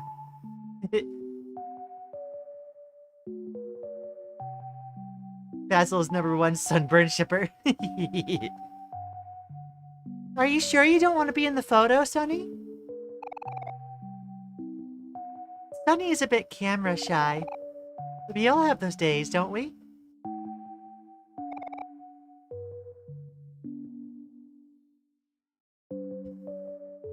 Ever since her dad left all the way back to the church fight? Oh right, I see. Okay. It's okay, Sunny. You'll get used to it soon enough. Wow! This cake looks so amazing! You've really outdone yourself this time, Hero! Yay! Thanks, Hero! I love strawberries. Basil, what wish are you gonna make? Hey, you can't ask that, Aubrey. Or else it won't come true. Huh? Is that how that works? Then, in that case, I wish that Kel would get straight A's in school. Hey! You can't do that! A wish? Ah, but what should I wish for? I have everything I could want right here. Oh, I know. I think I'll wish for... Just kidding. It's a secret. Aww. I want to know, though. Guys, if we don't hurry, the candles are gonna melt. Are we all ready to sing? Yeah, you bet! You want to start us off, Mari? Sure thing. And a 1, 2, 3, 4. Happy birthday to you. Happy birthday to you. Happy birthday, dear Basil. Happy birthday to you. Woohoo! Blow out your candles, Basil! Make a wish! They were so happy I can't take this. Yeah. Aww. You remembered? Basil's smile as he was about to blow out his birthday candles. But you also remembered, as Basil made his wish, you made one too. At that time, you wished for everyone to be happy. The violin mended a part of itself. You get to see Big Lian. I was like, no, I'm not, Maddie. You know this already. My goodness.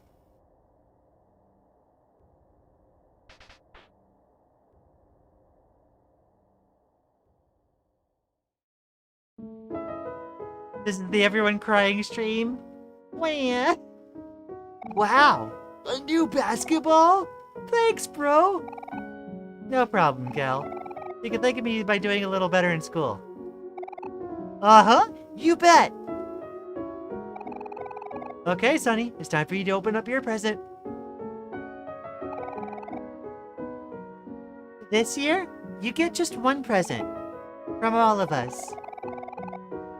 It probably doesn't look like much, but we all had to save up for it together.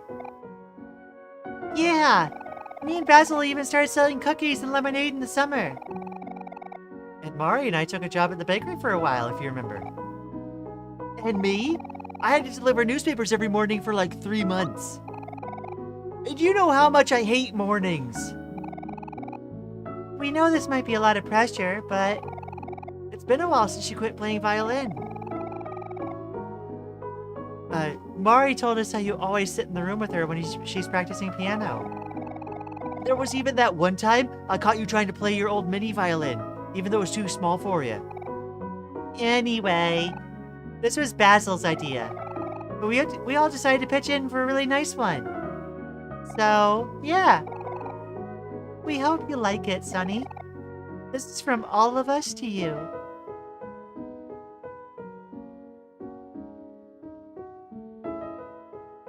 Aww. That's actually so heckin' sweet. What the heck? Ta-da! It's your very own violin! It's so funny that Kel talks about having to go, like, deliver newspapers for, like, 3 months. And, it feels like he's more tan in this picture than the others.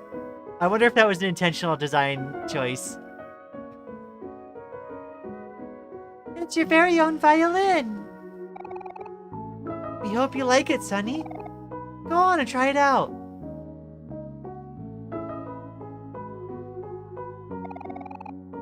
You felt the tingling in your fingers, as if, on its own, your body ready the violin to play.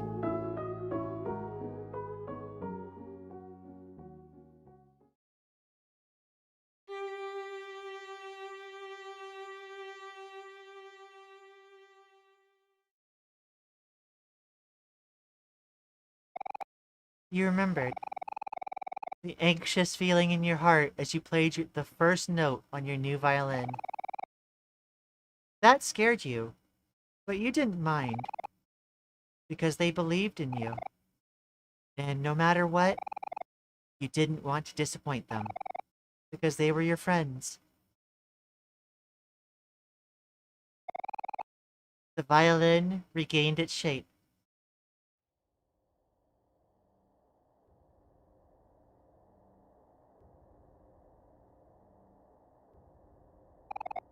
You remembered the smell of freshly baked cookies. Oh, it's gonna recap all of them. Okay.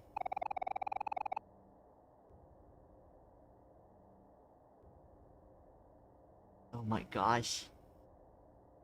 Wonder what the present could be. At first I was thinking it was gonna be that one, like, giant box present that, Sunny ended up, like, laying in. Let's see. Merry Chrysanthemum. They're all so cute. They are. This is so wholesome. I'm sure the moment will not lead to any tragic events. Surely not. Surely not, ones and zeros. This adds a whole new dimension to the argument between Sunny and Mari before. You know? Yeah. I forget, like, was Sunny, like, actually into playing the violin? I mean, like, he probably was interested in it at first, but he was probably pushed too far. The box present was his birthday, I think? Oh, right, okay.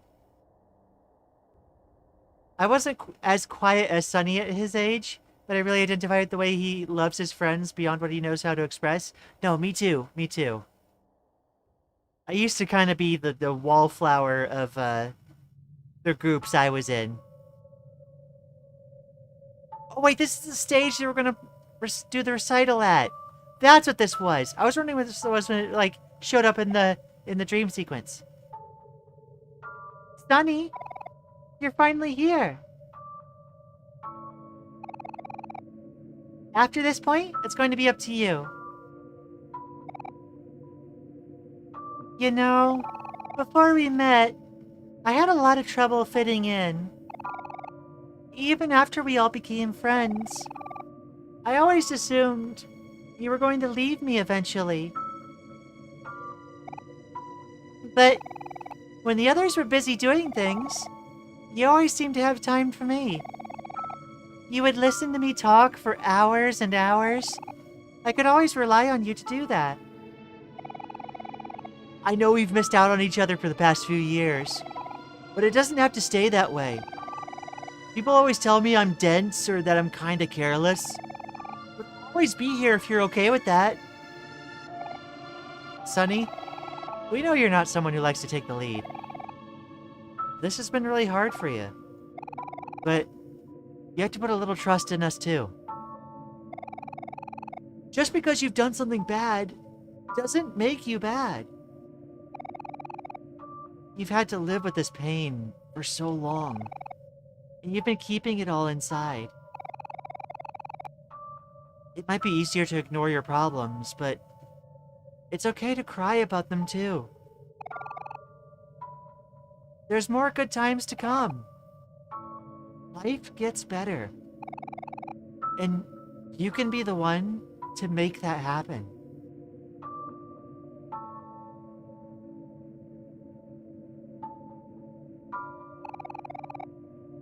Whatever happens next is going to be your call. But we're here for you because you want us to be. And we really hope that this isn't goodbye. They grew up, and also, like, the version of them that Sunny slash Omori had in their head, like that they kind of got locked in place with, eventually got replaced with the reality of who they are today. Yeah. No matter how far you push your feelings down, they'll always come back somehow. And what you do with those feelings, that will be your truth. Hey, Sunny, break a leg for me, alright? You can do this, Sunny. I promise to stick with you until the very end. Yeah, I think we'll always be best friends. That's okay with you too, right?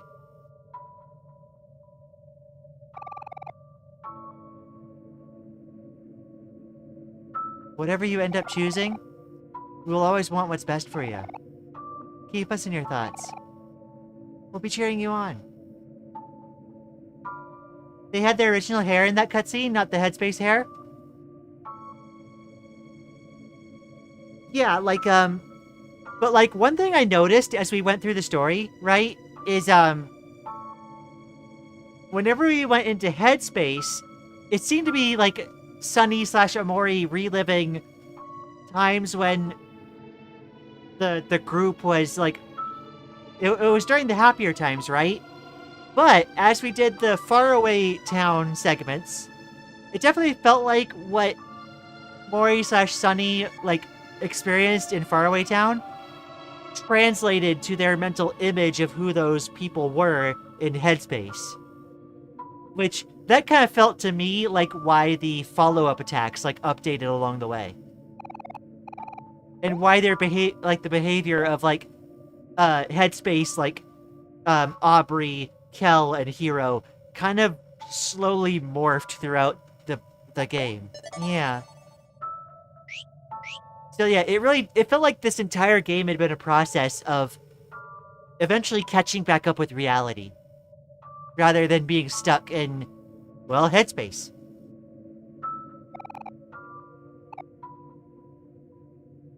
We believe in you, Sunny.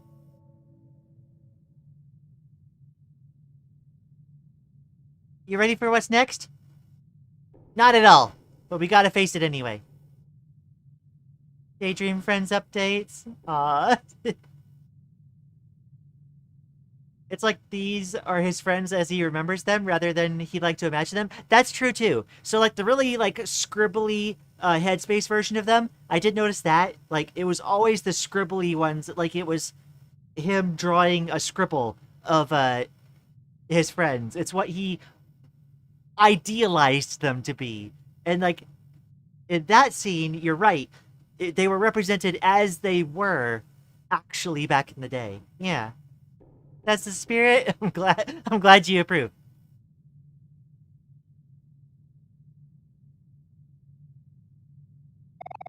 I can't lie, saying stuff like that kind of kills the suspense, IMO. I it's kind of just how I cope with things. I've learned a very particular way of trying to navigate things that works for me. I do apologize if it like kills the suspense though. Like I used to be a very, very reserved and quiet person. I was afraid to do much of anything. And slowly over the years, I've had to learn more and more about being brave and being willing to try, even if it's scary, you know? Lian taking all my thoughts out of my mind before I could type them, shaking my head, silly. I was referring to saying stuff like, you're ready for what's next? You're fine? Oh, okay. No, it's okay. I think we're all enjoying the conversation surrounding the game here. An empty music stand. Do you want to place down your sheet music? Mm-hmm. You place the sheet music onto the music stand.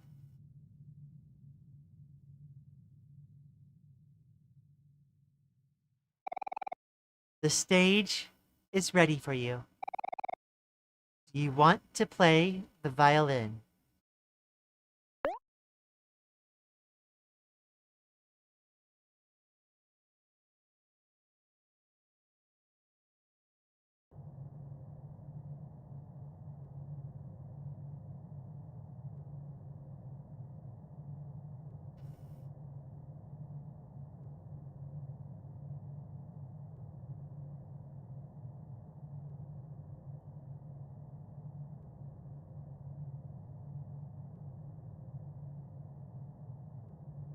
Oh boy.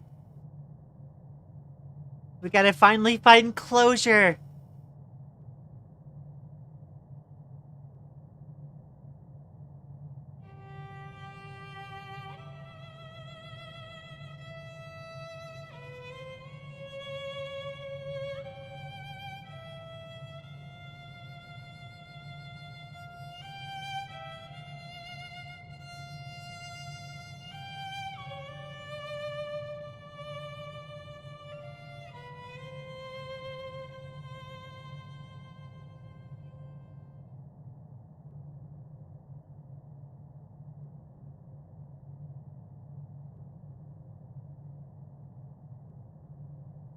Oh. You're allowed to feel it and let it all out. So proud of him. Oh. He's playing the thing. Oh my god.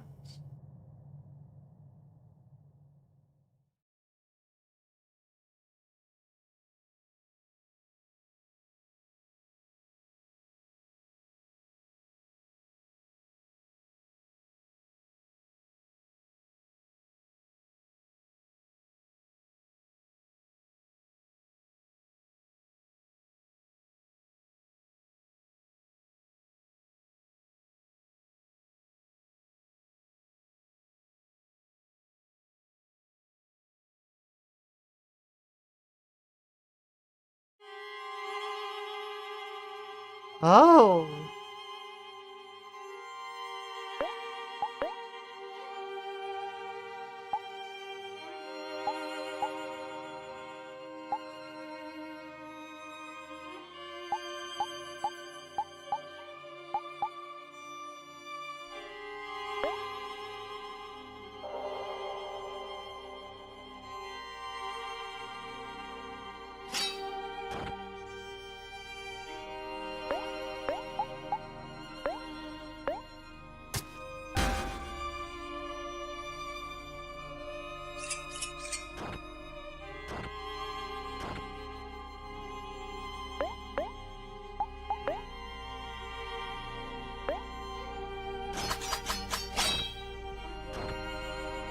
Heck, I should have expected as much butter. Oh my gosh.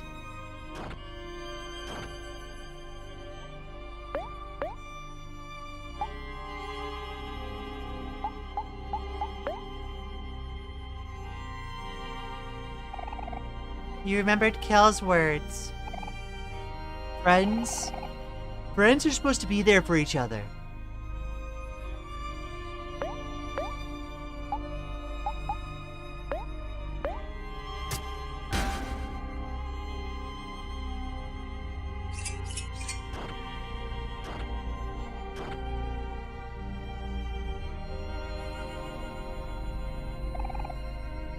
Omori did not succumb.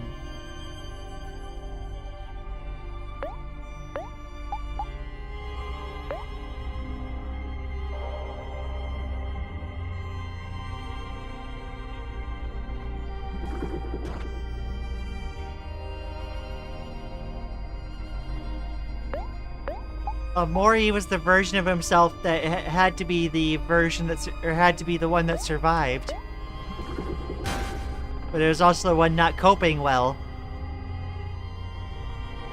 Not the game using your own clutch against the mechanic against you now. What the heck? You caused so much suffering, yet you did nothing. And so you've earned nothing in return.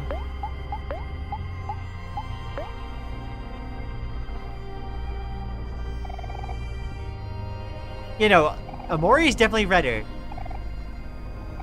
I hope you can find some peace. Or, you know, some happiness.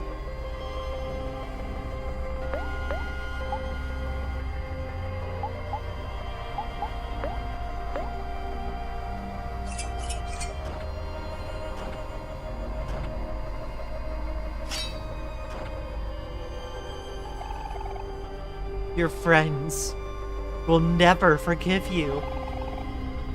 They'll abandon you like you did them. And that's what you deserve. Omori did not succumb. Not the hands!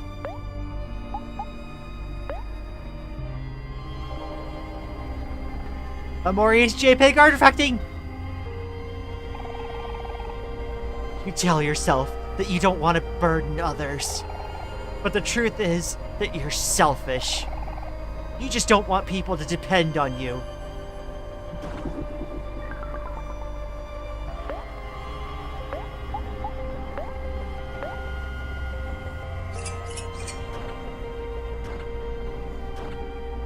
All hands on deck. Thank you, King Dreiser.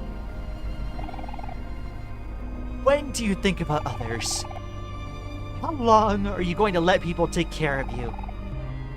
You say you care, but you're a liar. You've never done anything for anyone else. You're useless. Less than useless. You're sick.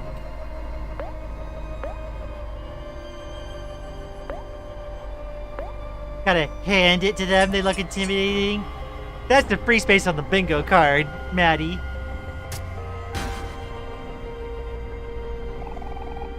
People like you don't deserve to live. Omori did not succumb. Why the face? Oh my gosh.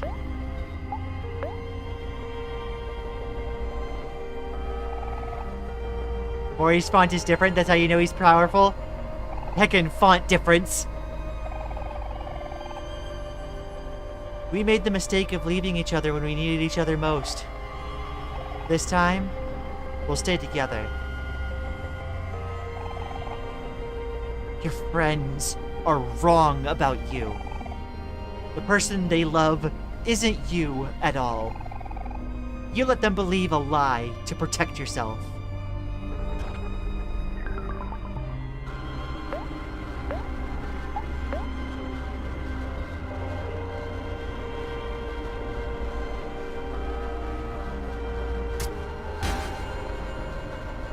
So, like, it keeps reducing my stats, but, like, Omori's like weakening. You're nothing but a liar. And when they see the truth, they'll hate you as much as you hate yourself.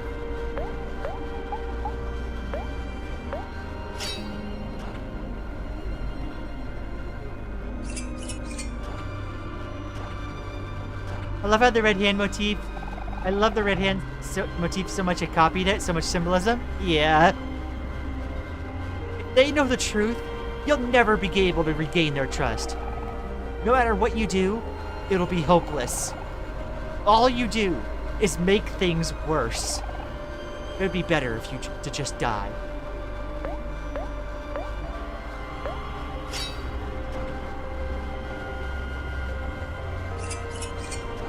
Fortunately, I was in a better place when I played this, but some of these thoughts are all too recognizable from when I was depressed.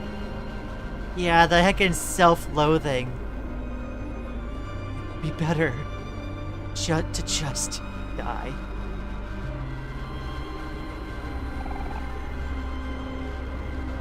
Without going into too much detail, this is genuinely the most accurate depiction of depression I've seen. I mean, like, I've seen some folks, like, say that depression is anger turned towards the self. And, yeah. Yeah.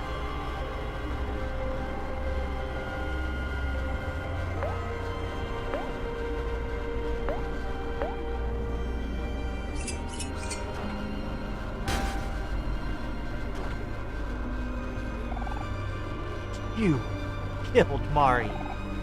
She loved you, and you killed her.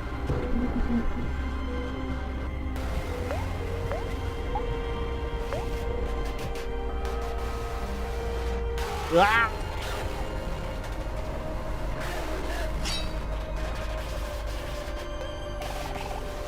Hero loved her, and you killed her.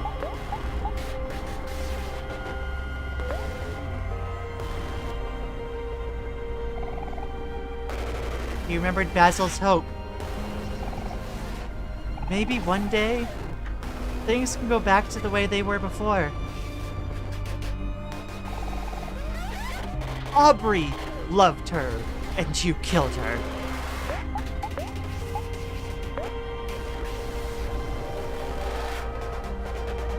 Unfortunately, I was not in a better place when I played this.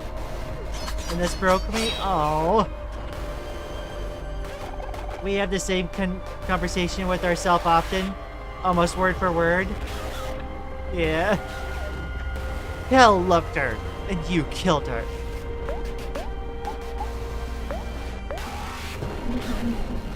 Oh, the scratching. Oh my gosh. Basil loved her. You killed her.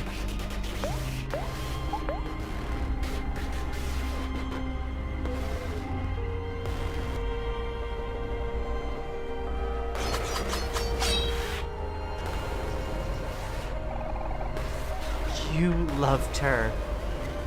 You killed her.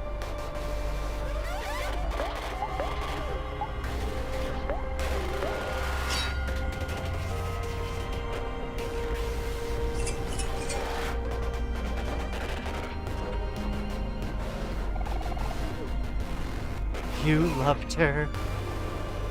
You killed her. Omori will not succumb. You just have this battle over and over and over again. Ugh.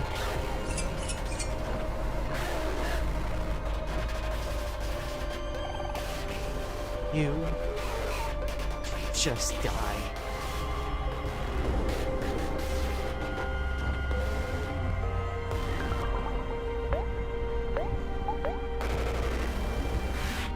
The audio effects of that music sound like something Merzbow would make. I'm not familiar with that name.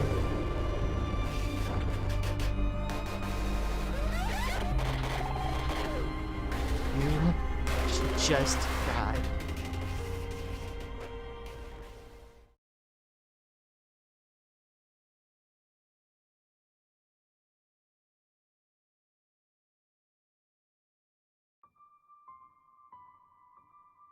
Hmm? Did the calm down just fail?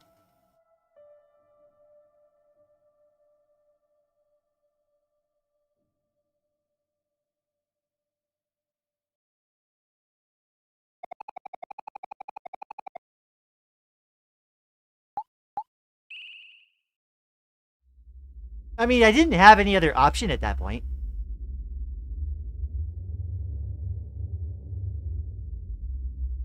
Yeah, continue.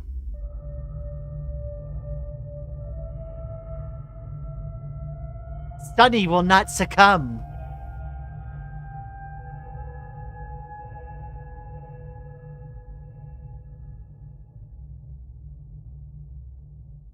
Was that a forced, like, quote, loss at that point? Oh my gosh. Play.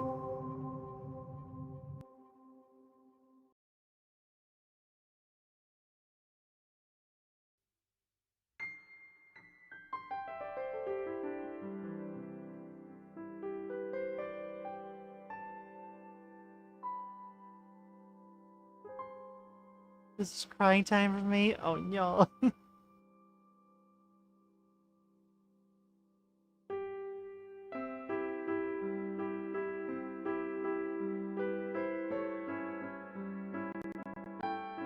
Oh my gosh.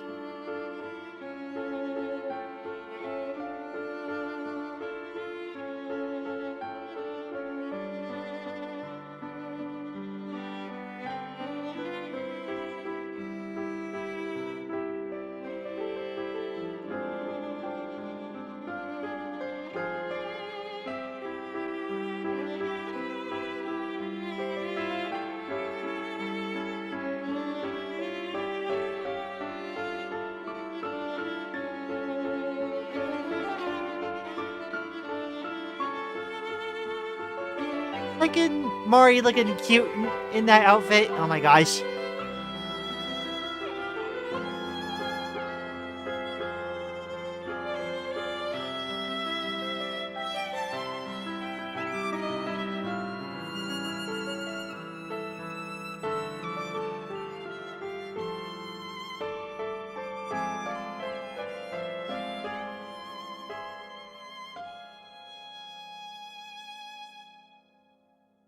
Uh-huh.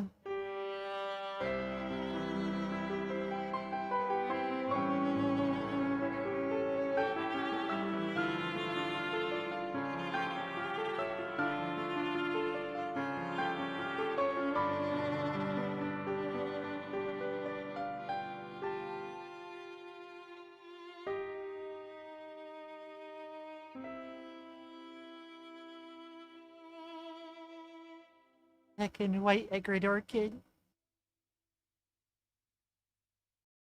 Boy.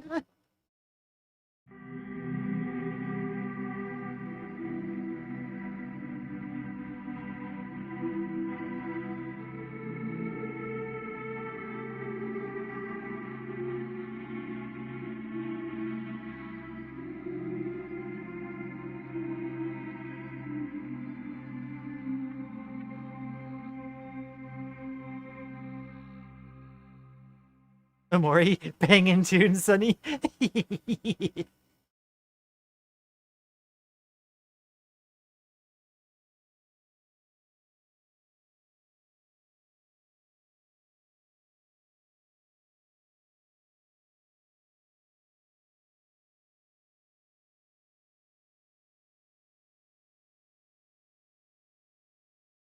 The newy win.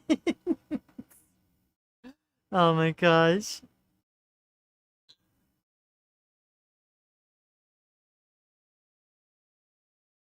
Oh, going out with the bow. Oh my gosh.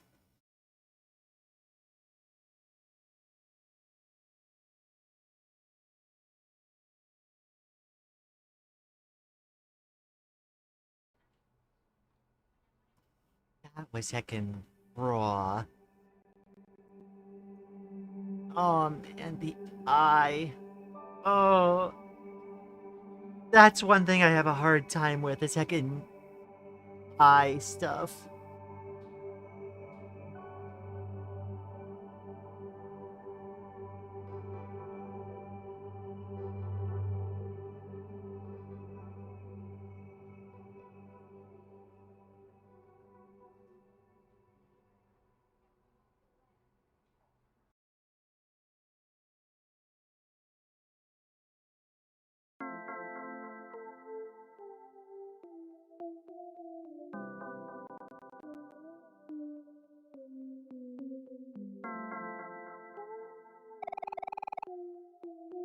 Flowers from Kel and Hero's family.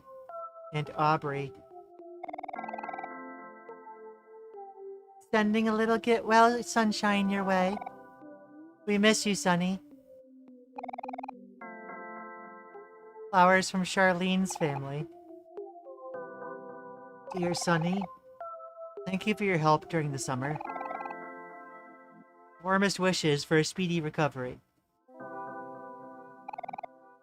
Flowers from Shopkeep.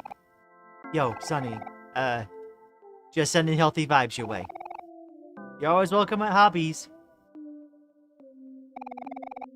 Get well gift from Kim and Vance's mom. Get well soon, Sunny. Please get to know Kim and Vance better. They could use a good role model like you. Get well gift from Artist. Alright, Sunny. Hope you're taking it slow and easy. Get well soon and come visit. I need to ask you for some more opinions. Flowers from Sean and Karen. Wishing you well, Sunny. We're all finished moving in our new home, so please come visit sometime. Flower from Bebe's family. Sunny, thanks for buying me that floor lamp. I never did see my son Billy again.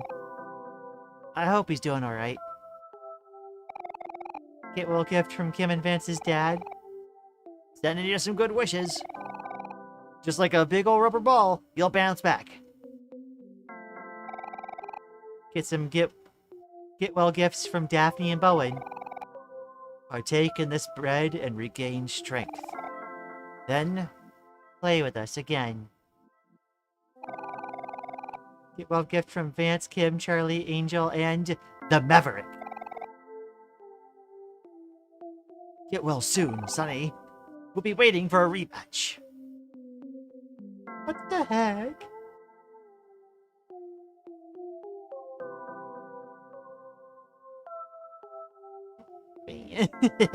The power of friendship? Yeah, her eyes actually gone. Ugh. I didn't want to believe it was like gone, but it's like, ugh. He's finally letting himself feel it all, right? Oh, Sunny. I mean, Basil with the garden shears? Yeah. Captain Space Boyfriend, need a new pirate on your crew? 4 years of trying to live for Sunny and Omori was killed just like that. I mean, like, with how stuff like this usually goes, like, Omori was a survival mechanism. A very, very comfortable bed. But now is not the time to sleep. You get a flower here for every side quest you completed. I imagine I maybe missed one or two, but I'm glad we got as much as we did. I think floor lamp is the last piece of colored text you see in the game. Really? How long was he unconscious if you got this many flowers? I mean, they could have, like, all heard the news and came in pretty quick. Let's see. Get well soon, great spelling guide. The real tragedy of this story is that we didn't finish the Mincy side quest. There was a Mincy side quest?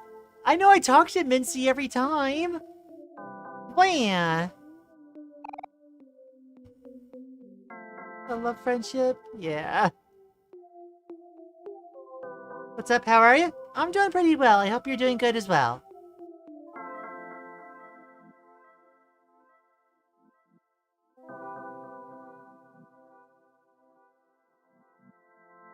Oh my gosh, aura farming future Sunny is the vision I need in my life. Thank you.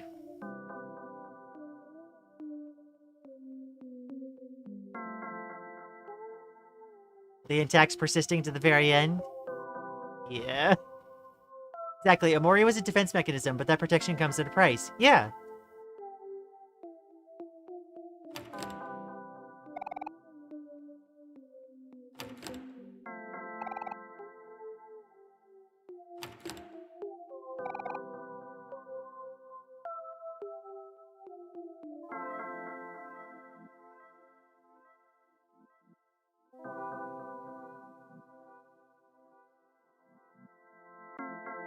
eye patch automatically adds 60% to aura.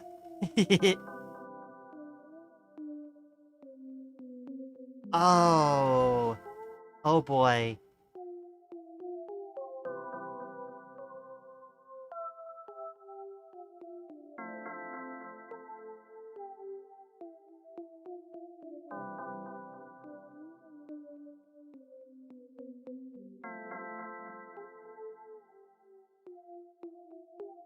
Only one at a time could survive. Could survive at this point. It would have been way more tragic if Omori won. Yeah.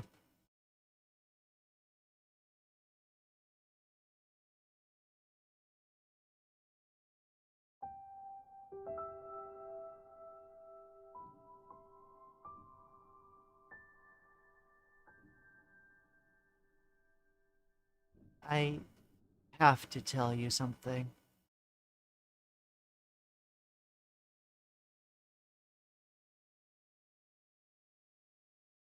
Does Sunny come clean?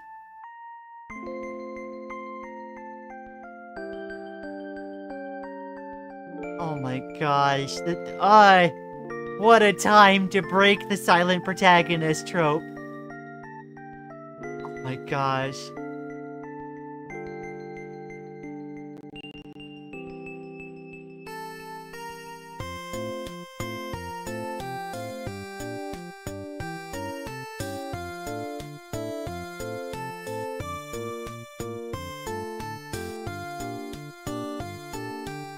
Oh my gosh. Ugh. What a game. The heck?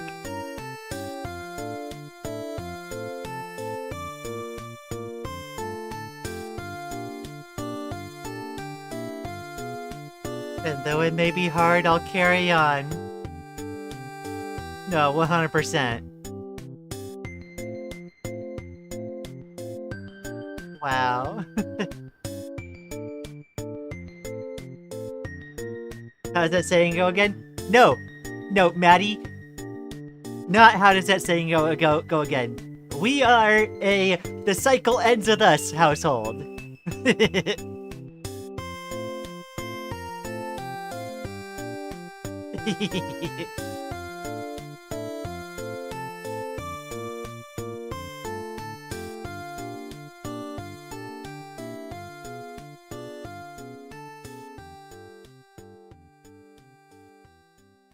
Oh. Oh my gosh. Reach the good ending?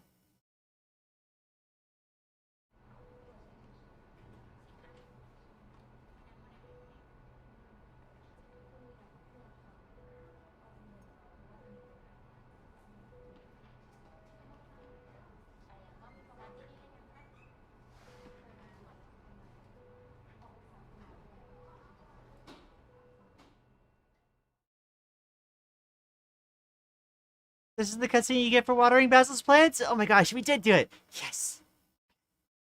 Thanks for playing. Oh my gosh. No, that scene would not have been complete without that particular scene. Oh my gosh. I used to have this as my alarm clock sound. I would be tempted, but like I can't have things that I actually like be my alarm clock sound. I have to like make it something. I have to permanently make it. I have to like purposely make it annoying, my alarm clock, so that like I don't like grow like resentful of whatever's trying to wake me up.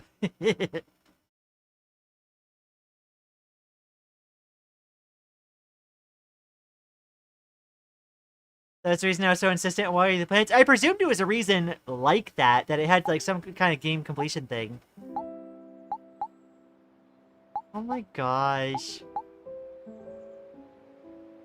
But like, yeah, like I'm so glad you did ones and zeros. That's like a perfect amount of like, you know, just reminding that like that's something that can be done and like letting me know to keep on it. All right, let's see. Cycle, is that a reverse? So anyway, did you know this game has multiple endings? I figured it would. I figured it did. I was sitting there at the room there, and it looks like the the headspace version of Hero, Aubrey, and Kel ran off, like, upwards. And it felt like following them might have been it might have represented a, like, retreat back to maladaptive coping mechanisms. It felt like that's what that was representing. Whereas following the Basil ghost downwards, even though it was scary, felt like finally, like, facing things and, like, reaching closure. That's how I interpreted that after getting out of the, hallway there. That wasn't a choice. The door would have been locked. Okay, that makes sense. Yeah.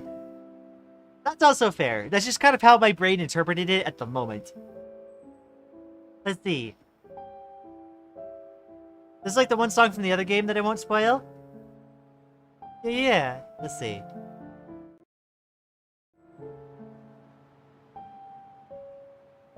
Aw, darling. Let's see.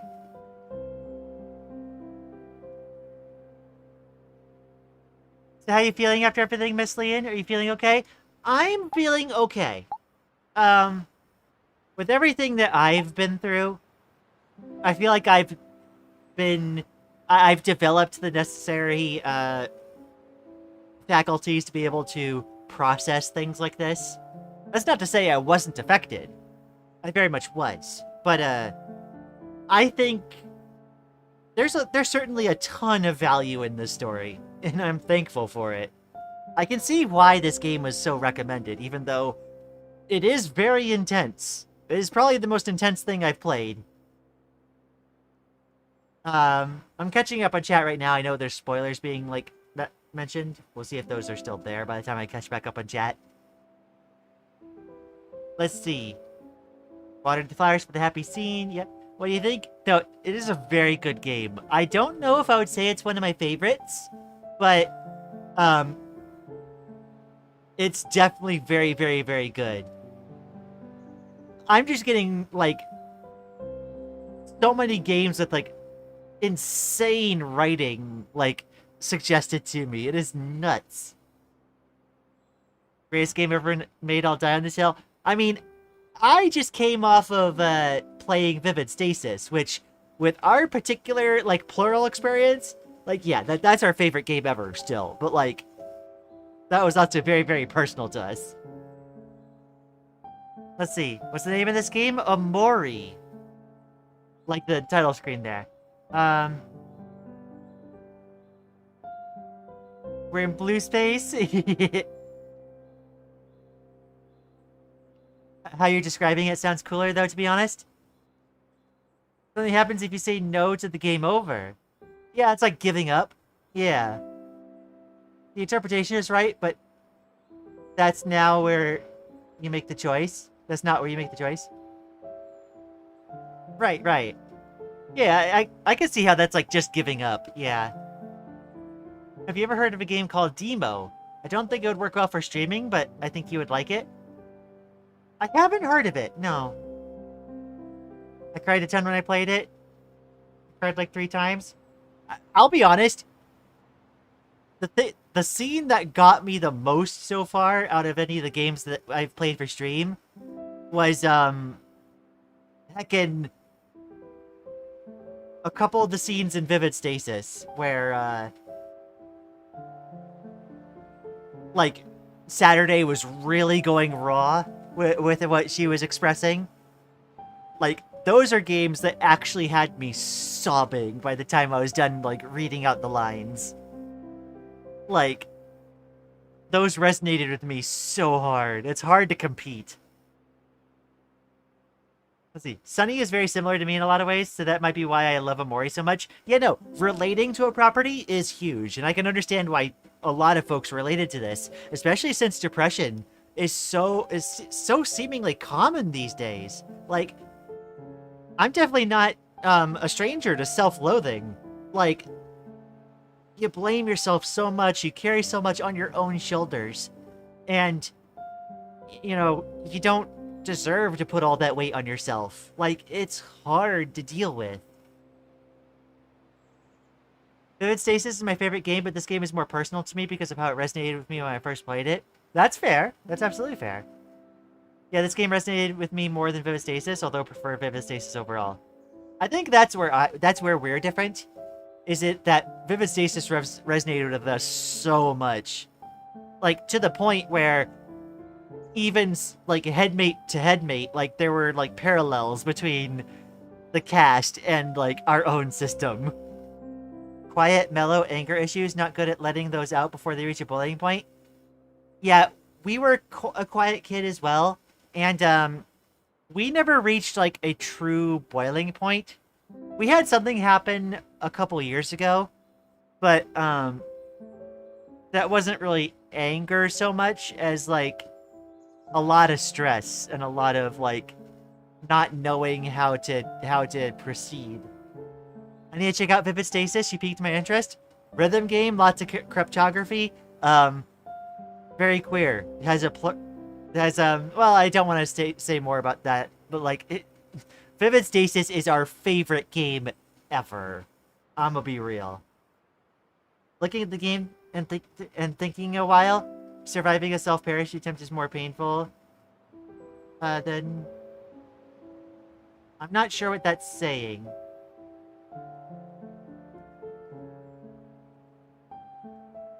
Yeah, we related to Saturday from Vivid Stasis a lot. You know, Saturday was such a direct mirror to our own experience. Demo is another rhythm game. I played it on Nintendo Switch. It's got a good selection of emotional piano music. That's why I thought about it now. Oh, I see. We love rhythm games. You're making it sound like it ticks all my boxes. Now I have to check it out. Manny, it is free. Just hop on Steam and grab it. It is free. Vivid/Stasis. Yeah.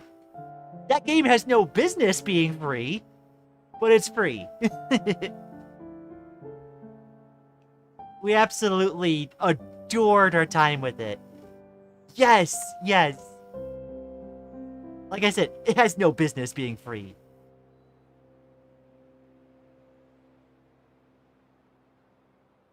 Oh, I see. I can see that. I can see that perspective, and like I can see how folks like might like come to that conclusion. I wouldn't say that we agree, but like it's one of those things you have to like process, for sure. Yeah, no. Heckin' Vivid Stasis deserves monies. Yeah, unfortunately, I don't think I'll ever truly know the impact of Vivid Stasis personally, due to me not being plural. But there's lots of parts of that still stung quite a bit. Yeah, I don't think you necessarily have to be plural to understand every part of it. Like, yeah, specifically, if you are plural, it does resonate in that regard. But the reasons why they're plural have to do with things that a lot of people have to deal with, right? It's just... the process of becoming a traumagenic plural system does come up in that, and as one way that develops, yeah.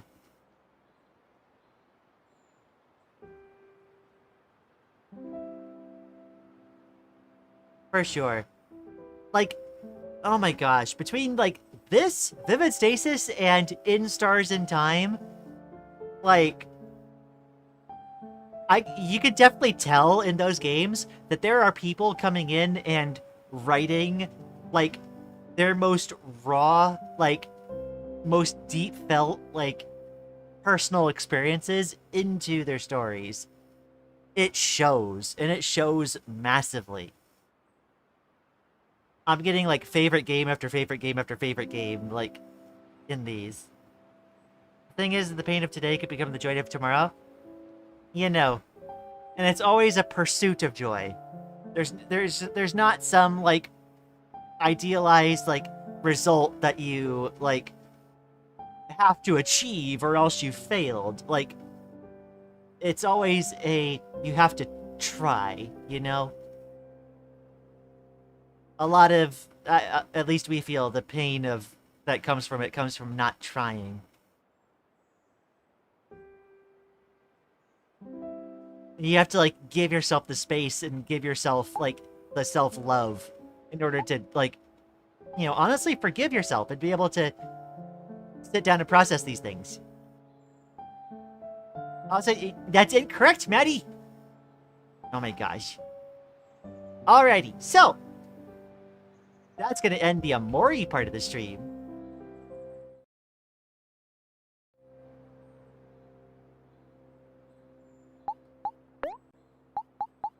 There we go. I don't really have much to say, but writing yet good? Yes, it is. Alright, and speaking of vivid stasis, we did run into a bug when we got to the end of vivid stasis. Supposedly, it's fixed. So, for those that don't want to be spoiled in vivid stasis, now's your time to go. But for those that were trying to catch up with that before the bug happened, it happened pretty much at the last scenes of the game. So, we now need to go in and finally see that final scene.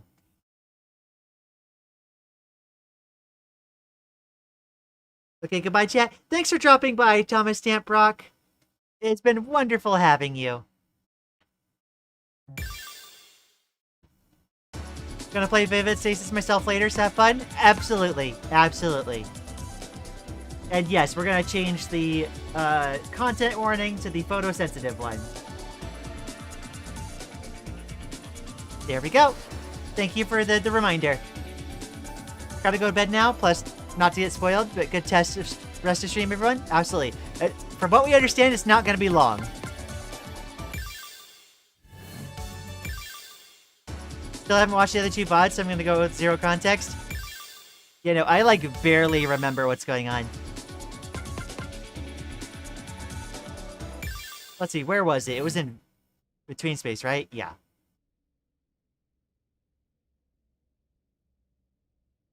I need to remember where the heck I need to go. Where was this thing again?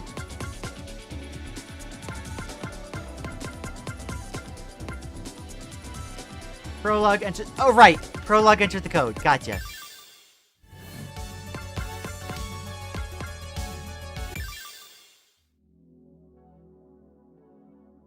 Alright, so I know there's a place in the game to, like, see the code again. Pretty sure it's, like, profile or something, but I'm just gonna, like, pull up the notes that I have for it.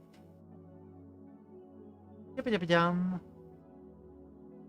Where's my Vivid Stasis notes?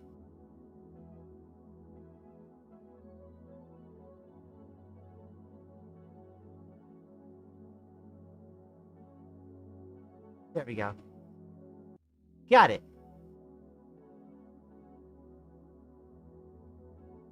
Can I get a recap on what's happening? So we were talking with, I believe it's Miri. And I feel like I'm not remembering everything that was talked about. We might do it like I think Miri gives a rundown on what happened herself.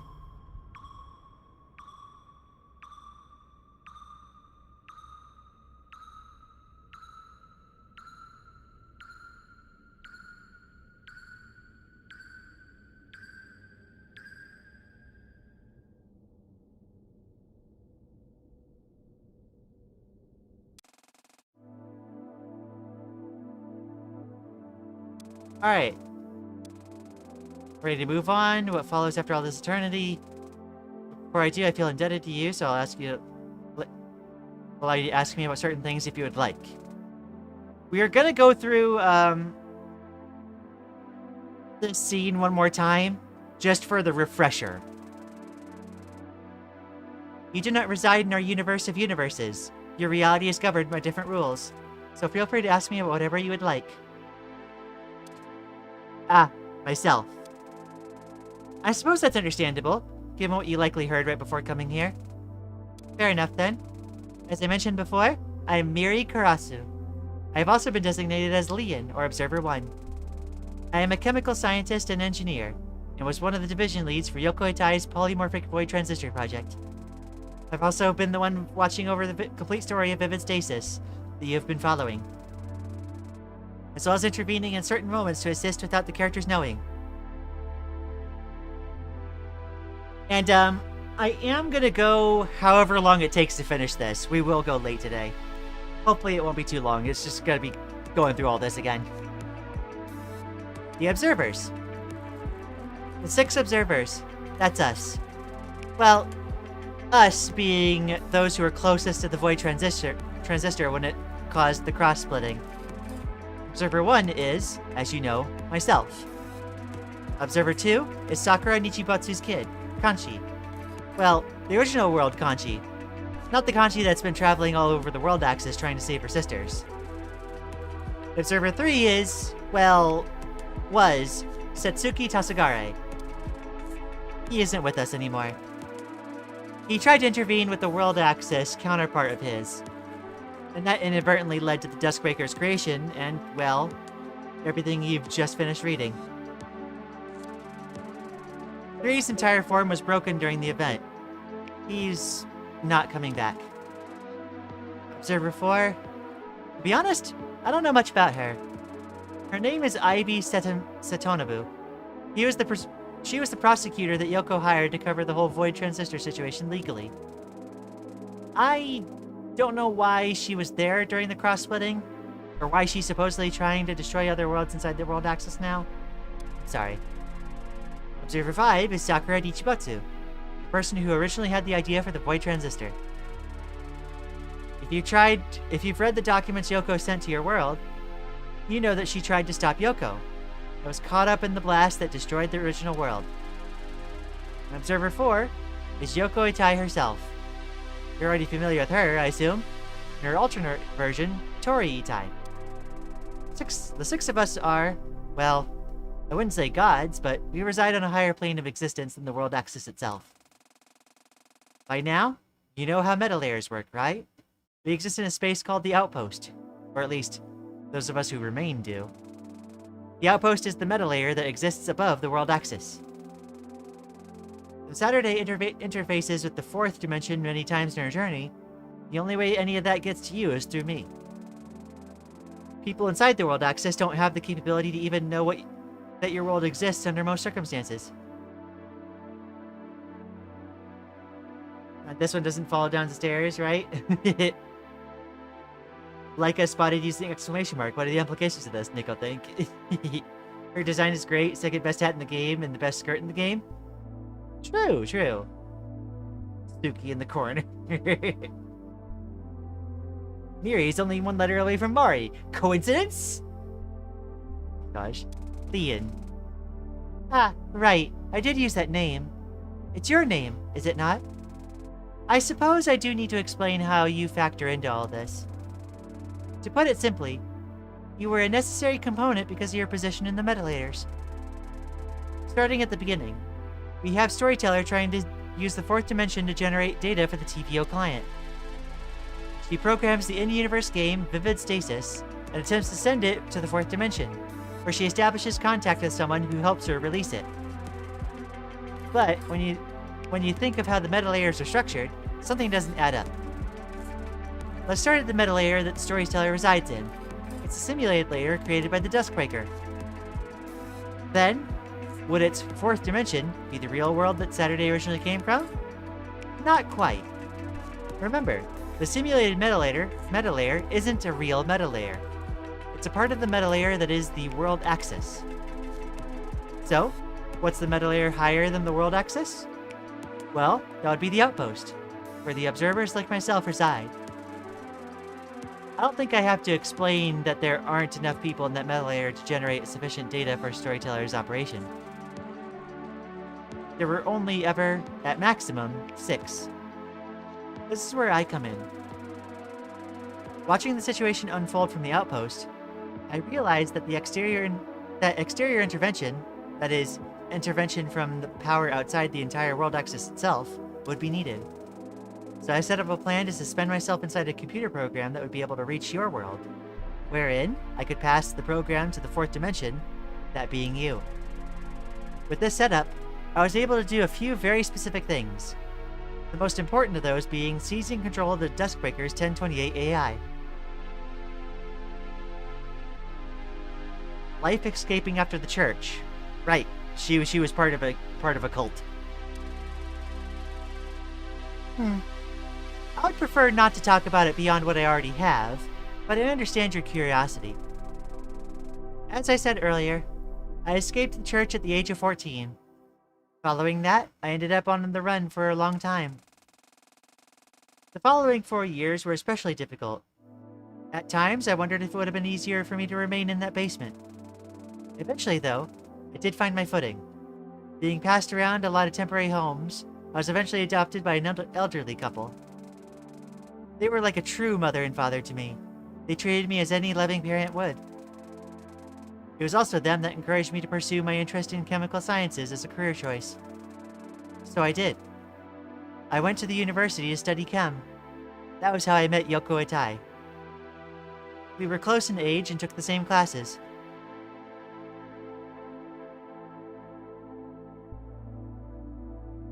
Means I'm gonna bite you and eat you for real, for real? Oh, the exclamation mark? You know those specific arts of Dawn and Saturday during the Dawn fight? Those really helped me learn how to draw specifically eyelashes. Yeah, no, whatever inspires you. The Outpost. The Outpost is... well, calling it a location doesn't entirely work. But for the sake of simplicity, it basically is. Inside the Outpost is where the minds of the observers were sent after the cross-splitting. Because all 6 of us had our bodies destroyed in that blast that split the world and created the world axis, the only people that exist in the Outpost are minds and souls. Despite that, we live our lives as if we were still in our bodies, sleeping, eating, drinking, etc. The Outpost is basically a large mega structure that accommodates all of that. Although, according to what Yoko wrote in her documents, some parts of it are starting to deteriorate. I suppose I'll have to see to it myself if I'm able to make it back. About the 1028 AI. Throughout the story, there were multiple instances of something that shouldn't be possible. The rocking horse, for example, or the Unity Nexus changing shape from Chio's original design. Saturday and her friends assumed it to be the work of the 1028, a polymorphic AI that the Duskbreaker uses to adapt to changes in the situation. And that is technically true, but I'll be honest, for the entire time Saturday was inside the Duskbreaker, 1028 was not acting as an AI at all. I had fully seized control over it and, using its administrative access, would act as the mediator that would allow impossible but required things to happen. I couldn't intervene directly, or else I would be scattered like Observer 3 was. So, I had to get creative, and pretend to be part of the process of the Duskbreaker itself. I mean, really think about it. AI can't do that.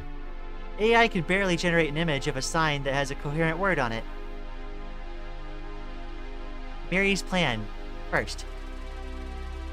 Immediately after Setsuki's observer counterpart was shattered, I began charging up energy. After about a week, I was able to suspend my soul in a sort of frozen time.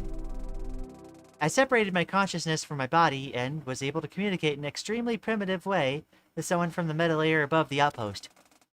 I'm talking about your meta layer, Lian. At this point, it was still 2019. Far too early for anything related to the Vivid Stasis operation to be a thought in anyone's mind. But having that connection was important. After establishing the connection, my consciousness held on to that link, and entered the world in which the Duskbreaker was being created, and became the 1028 AI. I did everything I needed to in order to get the 1028 AI put in front of Setsuki Tesagare, so that he would put it into the Duskbreaker. About Yoko Itai. I know it may be hard for you to trust me given what you've read about Yoko, but she was an incredibly kind person to me. I'd never get to learn, nor did I want to pry, but she and I had similar religious trauma. Her playing God was not born out of a genuine desire for unwavering control, but fear. She was also extremely dedicated to her craft. There's a reason the cross-splitting of worlds was her doing. She was extremely smart, even to a fault. She was also very emotionally driven. Many times, I would have had to calm her down from crying in her dorm room. Eventually, she and I ended up falling in love. What followed was nothing but a flurry of intense emotions and compassion. If my adoptive parents taught me to love the world, Yoko taught me to love myself. And in the process, it also made it easier to love her too. I truly loved... No, I still do truly love her. Even though I can't say what will happen to me after my release from the stasis, I want nothing more than to return to the outpost and hold her close to me. I apologize for how long I had to be gone. World Axis. The World Axis. The Universal Tapestry. The Universe of Universes. It has many names. It is the universe itself that everything you've been reading takes place in. Although perhaps it'd be more accurate to call it a multiverse, given that it is an interlinked web of over 1,000 different worlds. Imagine a two-dimensional map where each dot is a world. Then imagine that map moving forward in three-dimensional space. That's how the world axis works. Worlds have different outcome values dictated by their horizontal coordinate. They're all synchronized to their current point in time. The exception to that being the simulated world in the Duskwaker. Because that world is simulated, its time property is an individual component. But that world is still tied to the original world in which it was created. That's why time passes slower in that world. Let's see. Yuri's Peak? Is this doomed Yuri? Yuri's still out on that one. About the rocking horse. Did you know that before automobiles, people in certain parts of the world used horses to travel from place to place? Of course, you don't see it often anymore, but that was the general idea. The rocking horse was placed there very early on after I had the idea for the gate command, as a sort of just-in-case measure. Did you know? The gate was the most intensive and difficult intervention for me to pull off. Through 1028, I had to rewrite entire portions of the Duskbreaker's internal code. That's why the horse was only put there as a backup plan. Since the World Keeper was the original one who created Ultimation, I knew of it from the very beginning. I couldn't do anything to destroy the code for it, so I had to improvise. That was how the gate command came about. The idea being that a backup plan in case normal methods of transport across Japan weren't feasible to use.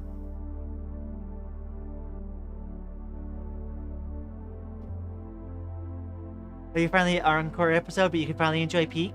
Hopefully. Yeah, hopefully. Gonna go to bed? We'll see your reaction to new stuff tomorrow? Absolutely. Have a good night, Extreme. Thanks for dropping by as always. I have no idea what you guys are talking about. The game? Yeah, this is kind of catching up with a game that we played a little while back, but like the ending was crashing on us. So we do apologize if it's a lot to take in.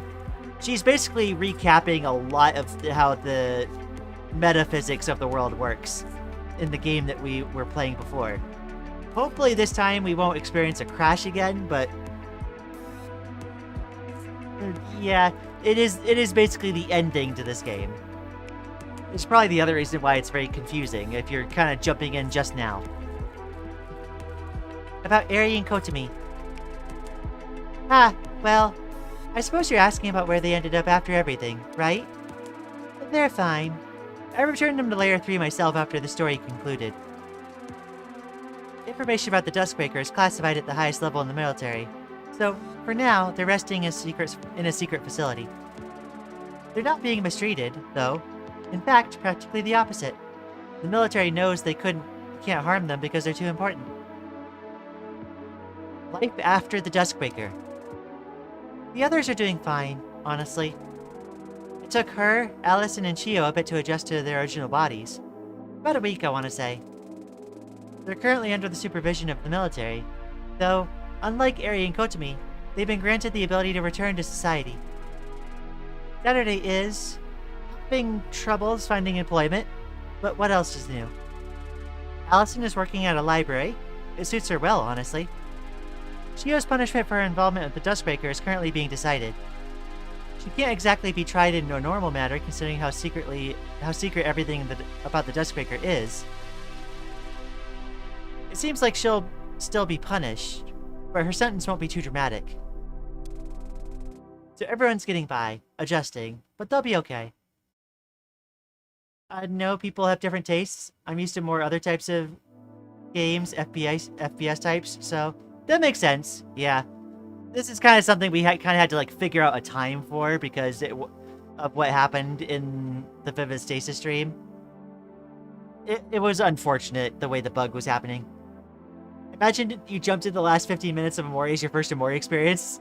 I think that's what a few people are like here. Yeah. Miri's plan, part 2. The connection I established with your world became important for reasons I'm sure you're now aware of. Fast forwarding a bunch, we ended up with the severance of emotion, and the eventual idea from storyteller for the TVO. I didn't know exactly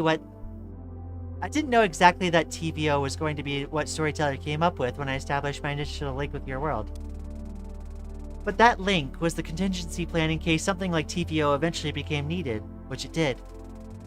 Like I said before, TVO was dependent on the meta layer above Saturday's original world being populated with enough people to play Vivid Stasis and generate the data necessary. And that isn't the case for the outpost. So I acted as a sort of proxy between the storyteller and your world for the sake of TVO specifically. But that mostly only applies to TVO itself, and the breaking of Lock S. The rest of it served a different purpose. I could have cut the story you received off entirely after Lock S, but there was one more thing you were needed for. To release me. About Tori. Ah, Yoko's alternate version. To be honest, I don't know what to think of her. Though she was born of a split off of Yoko's mind, she ended up becoming a very different person. I think she's doing the right thing, though, standing up to Observer 4. I suppose she's the only one who can, anyway. I will say, though, her appearance being similar to mine... Yoko, you're such a hopeless romantic. About the true void. The true void is what you call, well, the real void. The void itself and the void as you see it in between space are different, though between space is a part of the void. As explained in the story, the void is the place that exists in between worlds and the world axis. It is a formless space that is almost accurately represented visually in the story as the true void rifts that Tori allowed you to access. However, there is between space, which uses the void as a sort of memory storage for the Duskbreaker.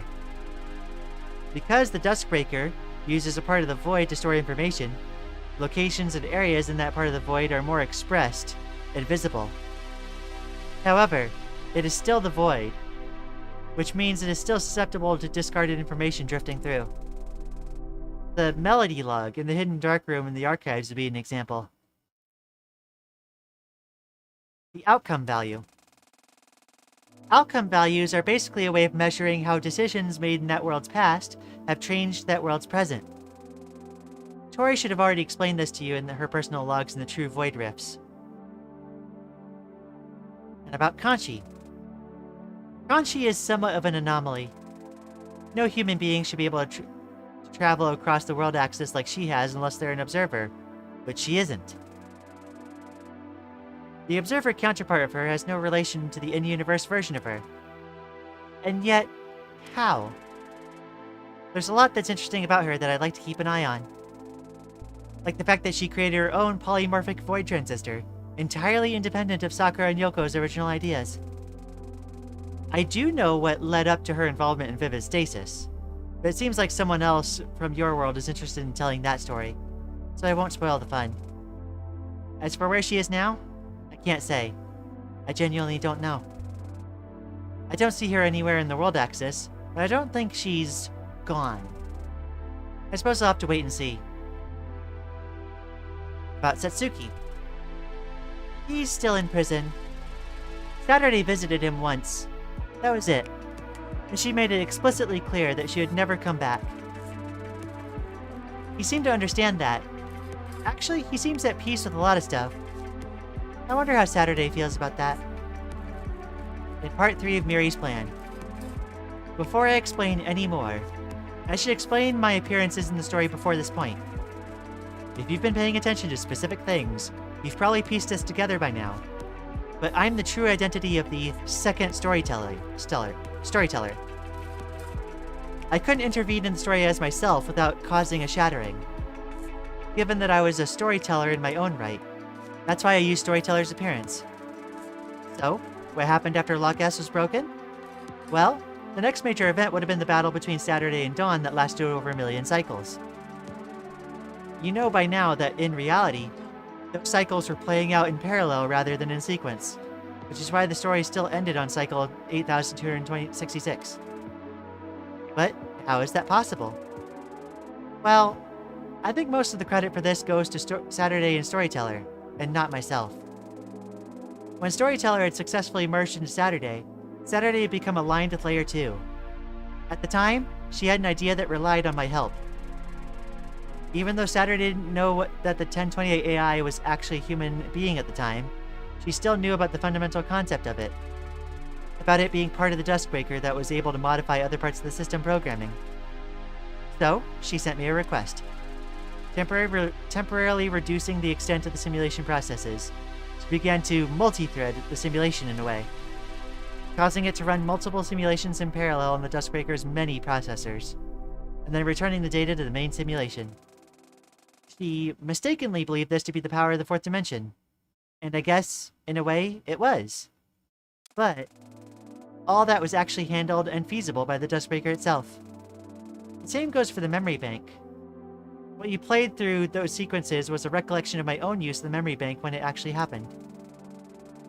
Due to the timescale difference between the sim layer and the other meta layers, everything that happened after breaking the Lock S took place over 11 minutes in real time. Saturday and her friends had already exited the Duskbreaker shortly after midnight on March 9th, 2024.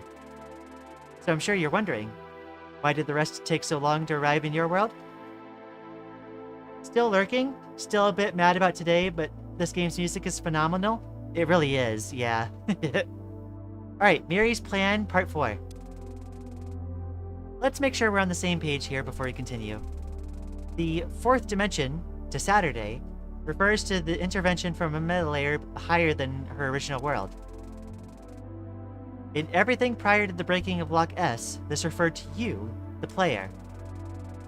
Through my existence as a proxy, Storyteller's data was able to reach one meta layer higher than even she realized, and TVO was able to succeed as a result. Following that, I took over the role of Storyteller once maintained. From here on out, there was no need for mass amounts of data generated from your world. You saw everything that happened following that through my own eyes. And on March 9th, 2024, the Duskbreaker was successfully shut down. On Saturday, Allison and Chio returned to their original world, with Eri and Kotomi being transported to that world by me. From that point forward, there was no reason for any of the story of Vivid Stasis to continue in your meta layer. Yet, it did. You continued to receive parts of the story which contained recollections of my guidance of Saturday through the end of her journey. You received Last/Hours in June 2024, and then Terminal/Journey in December. Laudite, and the ending of Saturday's story, was delivered to you in March in 2025. And now, you're seeing the final piece in April. The reason for everything you saw was for two reasons. The first, being that I am a sentimental person. And although story is entirely fictional to you, if you've come this far especially, this world seems to mean something to you. I remained in the simulated meta layer for a year after the Duskbreaker was shut down. Though nothing remains here, the world does still exist, merely being cut off from the Duskbreaker. The 1028 AI is gone too, meaning all that remains of me is my pure consciousness. That's why I can show myself to you like this. But I'm not in danger. Instead, I'm suspended in a state of perpetual eternity. I'd be able to reside here forevermore unharmed. So it wasn't a big deal for me to deliver you the rest of the story. And besides, I think it would bring my contact in your world peace to have the story told in full. My author, if you prefer to view it in that way. But that brings me to my other reason. You received everything that followed Lock S because you have one more job to fulfill. With the 1028 AI shut down, in the form I am in, I am nothing. I can think, but think is all I can do. I no longer have the ability to receive data from your world, only send it. So, for the first time, and the last time, I have a request for you. From the final storyteller. Will you return me to the outpost? Heck yeah. I probably shouldn't be watching this in the dark. What's the worst that could happen, though? Be careful, Maddie. I'm starting to think the devs made these parts for people who had already finished the game and were waiting for updates. Yeah, I think, if I remember right, like, yeah. It's more a bridge to the sequel? Definitely. I like the way it kind of, like, wraps up the story that was presented in Vivid Stasis, establishes the connection between the story of Vivid Stasis and the author of the story, you know, the person who put, like, the devs who made the game, and then establish the greater, like, network of stories that are going to branch out from that. It is so, so cool. And I can't wait for those other stories. Alright, and then the conclusion. Remember to hydrate.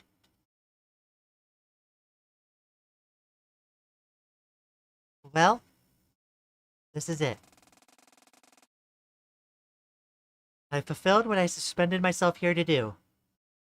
And the simulated world no longer exists. Everyone is happy. This is a happy ending for everyone, including myself. Right? To be honest, I'm scared about what's next for me. For 4 years, this story, this world, is all I've ever known. Will it be okay to move on to whatever comes next? All I want right now is to feel the comfort of familiarity. I want to see my Yoko again. And it's just scary to consider that I might not be able to. Wait. No. I don't think I'm ready yet. I'm sorry. It's just, I don't know if I'm ready for the uncertainty. For the last 4 years, the story has been all that I've known, all that I've understood. And with that came a degree of comfort in knowing that I would have to do what I would have to do every day of my life. What do I do now that that's not the case anymore? Say, Lian, would you be willing to help me one more time? If I'm going to face the unknown future, I don't want to have any reservations about it. Or at least, as few as I can. Help me send all this off properly. Let's put an end to Vivid Stasis and be proud of it. Kill all the doubts left in me, and let's finish this. Okay.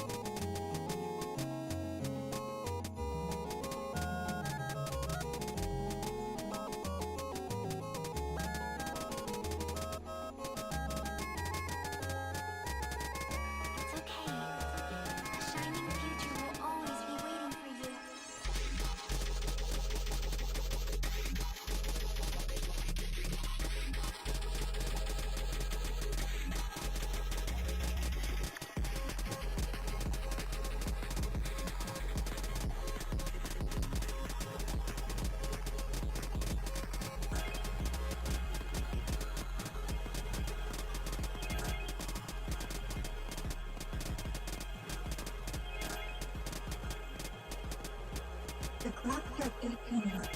The girl's promises to herself were all empty and broken.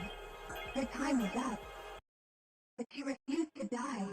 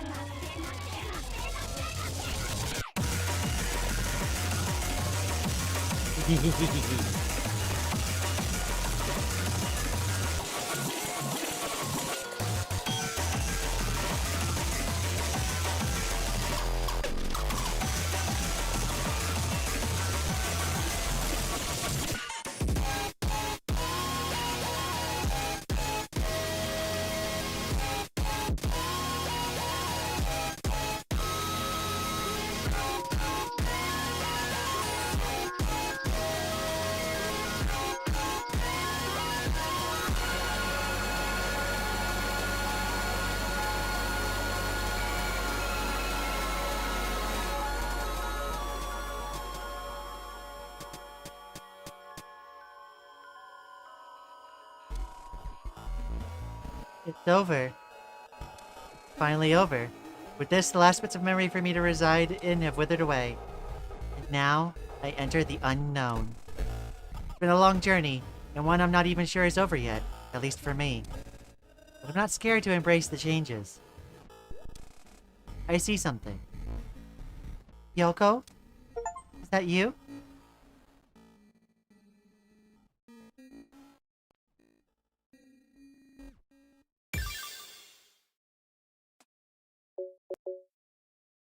What a track the heck can have to de-rust to. For context, the game crashed loading the song, so yeah.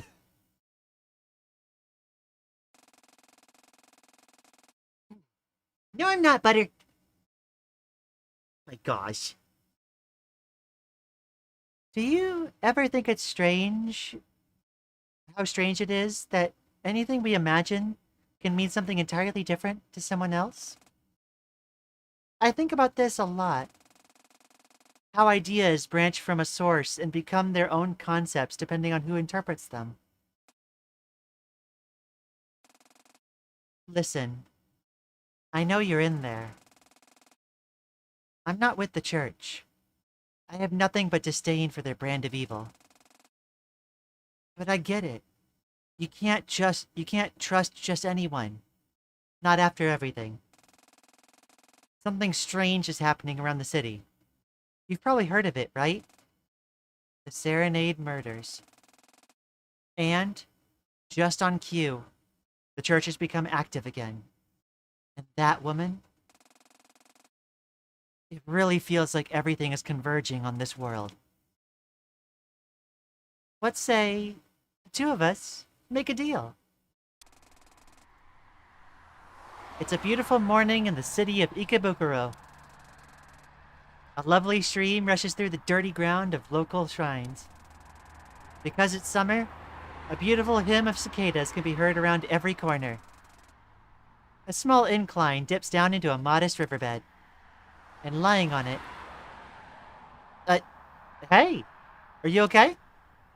A girl awakens. Where... Hey, sit up! Are you okay? Did you pass out? Huh? Who are... I was just walking by and I saw you passed out in the riverbed. Do you need help? Should I call emergency? No, The girl tried to explain her situation, but nothing came to her mind. I don't remember anything. Okay. That's not good. Not good. Can you at least remember your name? Or where you live? Atoms fire between the nameless girl's brain as she desperately tries to grasp any semblance of an identity. I don't know where I live, but I think my name is Hanshi. Hanshi? Okay. Last name? I'm sorry, I don't remember. That's okay. Let's get you out of the riverbed first, okay? You can stay with me for the time being. Thank you. My name is Aoi Shinonome. Let's figure out what's going on, alright? To be continued, polymorphite!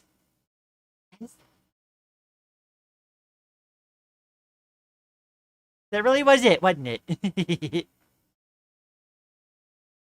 Again, Kanshi and polymorphite. Oh. It is unfortunate that we weren't able to experience that diegetically in the time that we were supposed to experience it. But, it is very nice to finally be able to get that closure. Alrighty.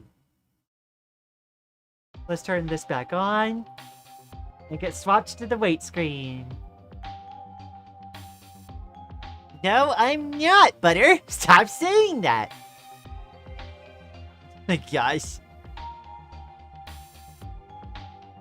Finally, HD backgrounds. Yeah. Ugh, I think. So, like, one thing that you guys should know, ever since Lily started sharing the "Ugh, I think" meme, and we picked it up as like an inside joke, whenever like Lily and I are like playing a game or we're watching something and we ever like are struggling really hard to do something, like and it's looking like it's gonna be close, like we might not make it, we end up going, I think. That's like an irreplaceable part of the inside joke for us now, for me. So, like, I want you all to know that that's like what we kind of like think in our heads, like whenever we do that meme. It's either the incredibly dumbfounded, like, you know, brain empty thing, or it's the incredible struggle. I think. Let's see. Oh, look, a background image that hasn't had its resolution obliterated, but my pixels. You know, not as good as the other endings, but still a good way to link this game to the next game. You know, I think we got, like, very good closure in, like, Neutron Hexima and Plaudite. They were so, so good. This seemed to be more of, like, an extra, like, lore thing that helped connect things together and build up excitement for the other games. It really seemed like that was the point of it. Back from some nonsense, so I'm sorry, Laika. I hope everything's okay. Yeah, no, I am so glad to have the closure on that finally. I'd rather be with y'all instead. Oh. Well, whatever's going on, Laika, I hope you find easy resolution to it, or at least as easy as possible. The post-game lore dump and connecting it to the other games? Yes. Pat for Laika. Absolutely. Wolf Pat. Alright, we're not going to stay too long, because we're about half an hour over time. But I do want to say, if you've enjoyed the stream, I should have done this when we finished Omori, but place a like on the stream, please. It helps me a lot with the algorithm. And there are links in the doobly-doo for the Discord and our socials, if you want to hang out with us outside of stream. Well, if I had played the game, I'd need to ice my eyes every time. Some parts are delusional? I wonder if you meant emotional.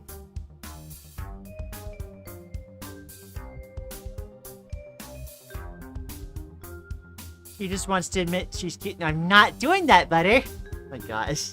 Thank you for stream. thank you for dropping by as always, and thank you one last time, Leica, for rigging the vote. It has changed my life dramatically. It is so good. Thank you so much.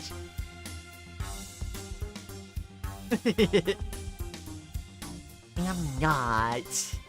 Guys. Wah.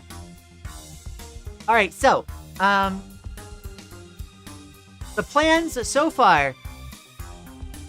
I was talking about the graphics in Vivid Stasis. Oh, I see. Yeah. I mean, it does go for a very particular style, for sure. Sometimes that might not be everybody's bag of tea. Who knows? But yeah, as for future plans, the next games we're going to be playing are going to be Subnautica and Deltarune Chapter 5. We have a few prerequisites we need to get done before we're able to start those streams. So, I can't give a definite start time for those. We may fill the intervening time until we are able to start those streams with art streams. But we're not. We've decided we're just not going to commit to a start date for those until we have everything ready. What we need to get ready is the Deltarune thumbnail, and we need to get ready Lily's plushie model so that she can hang out with me during streams. That, and I need to also get a commission done before I do either of those. So, I will keep folks apprised. It might just be art streams for a bit on the regular Wednesday and Sunday. But as soon as we figure out a start time for those, we'll get those going. Also, be able to stop avoiding Chapter 5 spoilers soon? Here's hoping, Maddie. Here's hoping. Alright, that's going to be it from us. Thank you again so much for watching. I hope you all have a wonderful rest of your good morning, afternoon, evening time. And thank you again so much. Have a good day. Bye-bye. Are you ready for your next stream? Thank you. Goodbye.